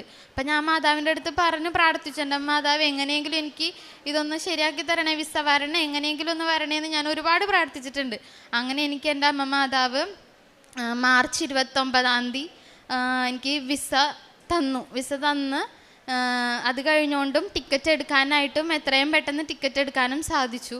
അങ്ങനെ ഞാൻ ഈ ഏപ്രിൽ 13 ജർമ്മനിക്ക് പോവുകയാണ്. അതേപോലെ ഞാൻ വേറൊരു കൂട്ടുകാരത്തിക്കും വേണ്ടിയിട്ട് പ്രാർത്ഥിച്ചിട്ടുണ്ടായിരുന്നു എന്ന് പറഞ്ഞല്ലോ, അവളും ഏപ്രിൽ 1 ജർമ്മനിക്ക് പോയി. അങ്ങനെ ഞാൻ പ്രാർത്ഥിച്ചവരുടെ എല്ലാവരും ഇപ്പോൾ ജർമ്മനിലാണ്. ഞാനും അവസാനമായിട്ട് ഈ ഏപ്രിൽ 13 അങ്ങനെ പോവുകയാണ്. ഇത് എൻ്റെ കഴിവ് കൊണ്ടല്ല, ഞാൻ മാതാവിനോട് പ്രാർത്ഥിച്ചതും മാതാവ് എനിക്ക് തരണമെന്ന് എൻ്റെ പ്രാർത്ഥന കണ്ടിട്ട് എൻ്റെ മാതാവിന് തോന്നിയത് കൊണ്ട് മാത്രമാണ് എനിക്ക് മാതാവ് തന്നത് ഞാൻ വിശ്വസിക്കുകയാണ്. ഇപ്പോഴും ഞാൻ അങ്ങനെ ഏപ്രിൽ 13 ജർമ്മനിക്ക് പോണേണ്. മാതാവിനും എൻ്റെ ഈശോയ്ക്കും ഞാൻ ഒരുപാട് നന്ദി പറയണേണ്. ഞാൻ അതേപോലെ പത്രം കൊടുക്കുകയും അതേപോലെ എന്നെക്കൊണ്ട് പറ്റുന്ന രീതിയിൽ ആരെങ്കിലും വന്നു കഴിഞ്ഞാൽ ഞാൻ അവരെ സഹായിക്കുകയൊക്കെ ചെയ്യാറുണ്ട്. അതേപോലെ തന്നെ ഞാൻ ഡെയിലി പള്ളി പോകും. എനിക്ക് പറ്റാവുന്ന അത്രയും ഞാൻ മിക്ക ദിവസം പറ്റിയാൽ പോവാറുണ്ട്. അതേപോലെ 2 ആഴ്ച കൂടുമ്പോൾ കുമ്പസരിക്കൊക്കെ ചെയ്യാറുണ്ട്. കുർബാനയും കുമ്പസാരവും കൊന്തയും ഞാൻ മുടക്കാറില്ല. എല്ലാ ദിവസവും ഞാൻ കൊന്ത ചെല്ലുകയും അതേപോലെ തന്നെ പള്ളിയിലും എല്ലാ ദിവസവും പോവുകയും കുമ്പസാരവും 2 ആഴ്ച കൂടുമ്പോൾ ചെയ്യാറുമുണ്ട്. എല്ലാത്തിനും ഒരിക്കൽ കൂടി ഈശോയ്ക്കും അമ്മാതാവിനും ഞാൻ നന്ദി പറയുകയാണ്. അത്യുന്നതിൻ്റെ സംരക്ഷണത്തിൽ വസിക്കുന്നവനും സർവശക്തൻ്റെ തണലിൽ കഴിയുന്നവനും കർത്താവിനോട് എൻ്റെ സങ്കേതവും എൻ്റെ കോട്ടയും ഞാൻ ആശ്രയിക്കുന്ന എൻ്റെ ദൈവവും എന്ന് പറയും. സങ്കീർത്തനം 91:1 ദൈവത്തിൻ്റെ സാന്നിധ്യത്തിൽ സ്ഥിരമായി താമസിക്കുവാൻ ആഗ്രഹിക്കുന്നവരാണ് ഉടമ്പടി മക്കൾ. അതൊരു വെറും വിശ്വാസമല്ല, മറിച്ച് ദൈവത്തോടുള്ള ഒരു ആത്മീയ ബന്ധമാണ്. ആ തണലിലും ആ സംരക്ഷണയിലും ജീവിക്കുവാൻ, സർവശക്തൻ്റെ ആ തണലിൽ വിളിക്കുവാനാണ് നാം ഓരോരുത്തരും വിളിക്കപ്പെട്ടിരിക്കുന്നത്. ഒരുപക്ഷെ ജീവിതമാകുന്ന കടുത്ത ചൂടിൽ ബുദ്ധിമുട്ടുന്ന വിഷമിക്കുന്ന മനസ്സുമായിട്ടാവാം പരിശുദ്ധ അമ്മ പ്രത്യക്ഷപ്പെട്ട ഈ ആലയത്തിൽ നാം ഓരോരുത്തരും ഇരിക്കുന്നത്. പക്ഷെങ്കിൽ പരിശുദ്ധ അമ്മ നമ്മെ കൊണ്ടുപോകുന്നത്, കരം പിടിച്ച് കൊണ്ടുപോകുന്നത് സർവശക്തൻ്റെ ആ തണലിലേക്കാണ്. അവിടെ സങ്കേതവും നമ്മുടെ കോട്ടയും നാം ആശ്രയിക്കുന്ന ദൈവവും എന്ന് പറയുവാനായിട്ടാണ് പരിശുദ്ധ അമ്മ നമ്മെ കൈപിടിച്ച് കൊണ്ടുപോകുന്നത്. ദൈവത്തിൻ്റെ സംരക്ഷണവും സമാധാനവും എന്ന് നമ്മുടെ കൂടെയുണ്ട്. ദൈവത്തോട് അടുത്തുള്ള ഒരു സുരക്ഷിതമായ ഒരു യാത്രയാണ് ഉടമ്പടി ജീവിതയാത്ര. ജീവിതത്തിലെ ഭയങ്ങളും അനിശ്ചിതത്വങ്ങളും ദൈവത്തെങ്കിലേക്ക് സമർപ്പിച്ച് അവിടുത്തെ ആശ്രയിച്ച് ഉടമ്പടി ജീവിതം മുന്നോട്ട് നയിക്കുന്ന ഓരോ സാക്ഷ്യങ്ങളാണ് നാം ഇവിടെ ഓരോ ദിവസവും കേൾക്കുന്നത്. ദൈവാനുഭവത്തിൻ്റെ, ദൈവത്തിൽ ആശ്രയിച്ച് വിശ്വസിച്ച് പ്രാർത്ഥിച്ചതിൻ്റെ ഒരു വലിയ സാക്ഷ്യമാണ് ജോമോൾ എന്ന മകൾ നമ്മളോട് സാക്ഷ്യപ്പെടുത്തിയത്. ഈ മകളുടെ പരീക്ഷയുടെ സമയം B2 B1 എക്സാം, ആ B2വിൻ്റെ എക്സാമിന് 4 മൊഡ്യൂൾ എഴുതിയ കാര്യവും ഇൻ്റർവ്യൂവിൽ ഡിലേ ആയതും പിന്നീട് ക്രിസ്മസ് ഗിഫ്റ്റായിട്ട് ഈശോയും അമ്മയും 25 ഡിസംബർ ഈ മകൾക്ക് നൽകിയ ആ ഗിഫ്റ്റും, പിന്നെ അമ്മ മാത്രമേ ഉള്ളൂ എന്ന് കരഞ്ഞ് പ്രാർത്ഥിച്ചതിൻ്റെ ഫലമായിട്ടും അമ്മ എന്നെ സഹായിക്കണമേ എന്ന് സാമ്പത്തിക ബുദ്ധിമുട്ടുകളുടെ ഞെരുക്കങ്ങളുടെ മധ്യേ കരഞ്ഞ് നിലവിളിച്ചപ്പോൾ, അമ്മ മാത്രമേ എനിക്ക് സഹായിക്കാനുള്ളൂ എന്ന് പ്രാർത്ഥിച്ചപ്പോഴും, ഞാൻ എൻ്റെ സഹായം എവിടെ നിന്ന് വരും, ആരാണ് എന്നെ സഹായിക്കാൻ എന്ന് പ്രാർത്ഥിച്ചപ്പോഴും ഓരോ വഴികളും ഈശോയും അമ്മയും തുറന്നു കൊടുക്കുകയായിരുന്നു. നമ്മുടെ കണ്ണുനീർ കാണുന്ന ഒരമ്മയാണ് കൃപാസനം അമ്മ. സമയത്തിന് മേൽ അധികാരമുള്ള അമ്മയോട് പ്രാർത്ഥിക്കുമ്പോൾ നമുക്ക് എന്ത് തന്നെ തടസ്സങ്ങളായാലും അമ്മ അതെല്ലാം ഏറ്റെടുത്ത് ഈശോയുടെ അടുക്കിലേക്ക് കൊണ്ടുപോവുകയാണ്. കാനായിലെ കല്യാണത്തിന്, വിവാഹ വിരുന്നിൽ അവർക്ക് വീഞ്ഞില്ല എന്ന് പറഞ്ഞ അമ്മ തന്നെയാണ് ഇന്ന് നമ്മളുടെ സാമ്പത്തിക ബുദ്ധിമുട്ടുകളും കടബാധ്യതകളും രോഗപ്രശ്നങ്ങളും കുടുംബ പ്രശ്നങ്ങളും എല്ലാം ഈശോയുടെ അടുക്കിലേക്ക് ചെന്ന് പറയുകയാണ്, ഈ മകൾക്ക് സാമ്പത്തിക ബുദ്ധിമുട്ടുണ്ട്, ഈ മകൾക്ക് പഠിക്കണം, ഈ മകൾക്ക് മുന്നോട്ടുള്ള ജീവിതയാത്രയിൽ അമ്മ ഈശോ സഹായിക്കണമെന്ന് അമ്മയാണ് നമുക്ക് വേണ്ടി മധ്യസ്ഥം വഹിക്കുന്നത്. ആ അമ്മയുടെ പ്രാർത്ഥനയിലൂടെയാണ് ഈ മകൾക്ക് ഓരോ അനുഗ്രഹങ്ങളും ഈശോ അമ്മയെ കനിഞ്ഞു നൽകിയത്. അങ്ങനെയാണ് ഈ മകൾക്ക് വിസയും കിട്ടി. അവസാനം ഇന്ന് പരിശുദ്ധ അമ്മ പ്രത്യക്ഷപ്പെട്ട ഈ ആലയത്തിൽ ടിക്കറ്റ് കയ്യിൽ പിടിച്ചുകൊണ്ടാണ് പ്രത്യക്ഷീകരണത്തിൻ്റെ സാക്ഷിയായിട്ട് ജോമോൾ ഇന്ന് വന്നിരിക്കുന്നത്. ഈശോയുടെയും അമ്മയുടെയും വലിയൊരു അനുഗ്രഹമാണ്. Not by merit but by grace എന്നാണ് ഈ മകൾ സാക്ഷ്യപ്പെടുത്തുന്നത്. എൻ്റെ യോഗ്യത കൊണ്ടല്ല, പക്ഷേ ഈശോയുടെയും അമ്മയുടെയും കൃപ കൊണ്ടാണ് ഞാനിന്ന് ജർമ്മനിക്ക് പോകാനുള്ള ഒരു ടിക്കറ്റുമായിട്ട് പരിശുദ്ധമ്മയുടെ സാന്നിധ്യത്തിൽ വന്നിരിക്കുന്നത് എന്നാണ്. നമ്മുടെ ജീവിതത്തിലും വിശ്വസിച്ചുകൊണ്ട് നമ്മുടെ ഉടമ്പടി ജീവിതം കൂടുതൽ തീഷ്ണതയോടെ, കൂടുതൽ ആത്മാർത്ഥതയോടെ നമുക്ക് മുന്നോട്ട് നയിക്കാം. സർവശക്തൻ്റെ തണലിൽ നമുക്കും അഭയം പ്രാപിക്കാം. നമ്മുടെ ജീവിതത്തിലും ഈശോയും അമ്മയും തക്ക സമയം ഇടപെടും. ആ ഇടപെടലിന് വേണ്ടിയിട്ട് ക്ഷമയോടെ, വിശ്വാസത്തോടെ നമ്മൾക്കും കാത്തിരിക്കാം. ജോമോളിനും കുടുംബത്തിനും ലഭിച്ച വലിയ അനുഗ്രഹങ്ങൾക്ക്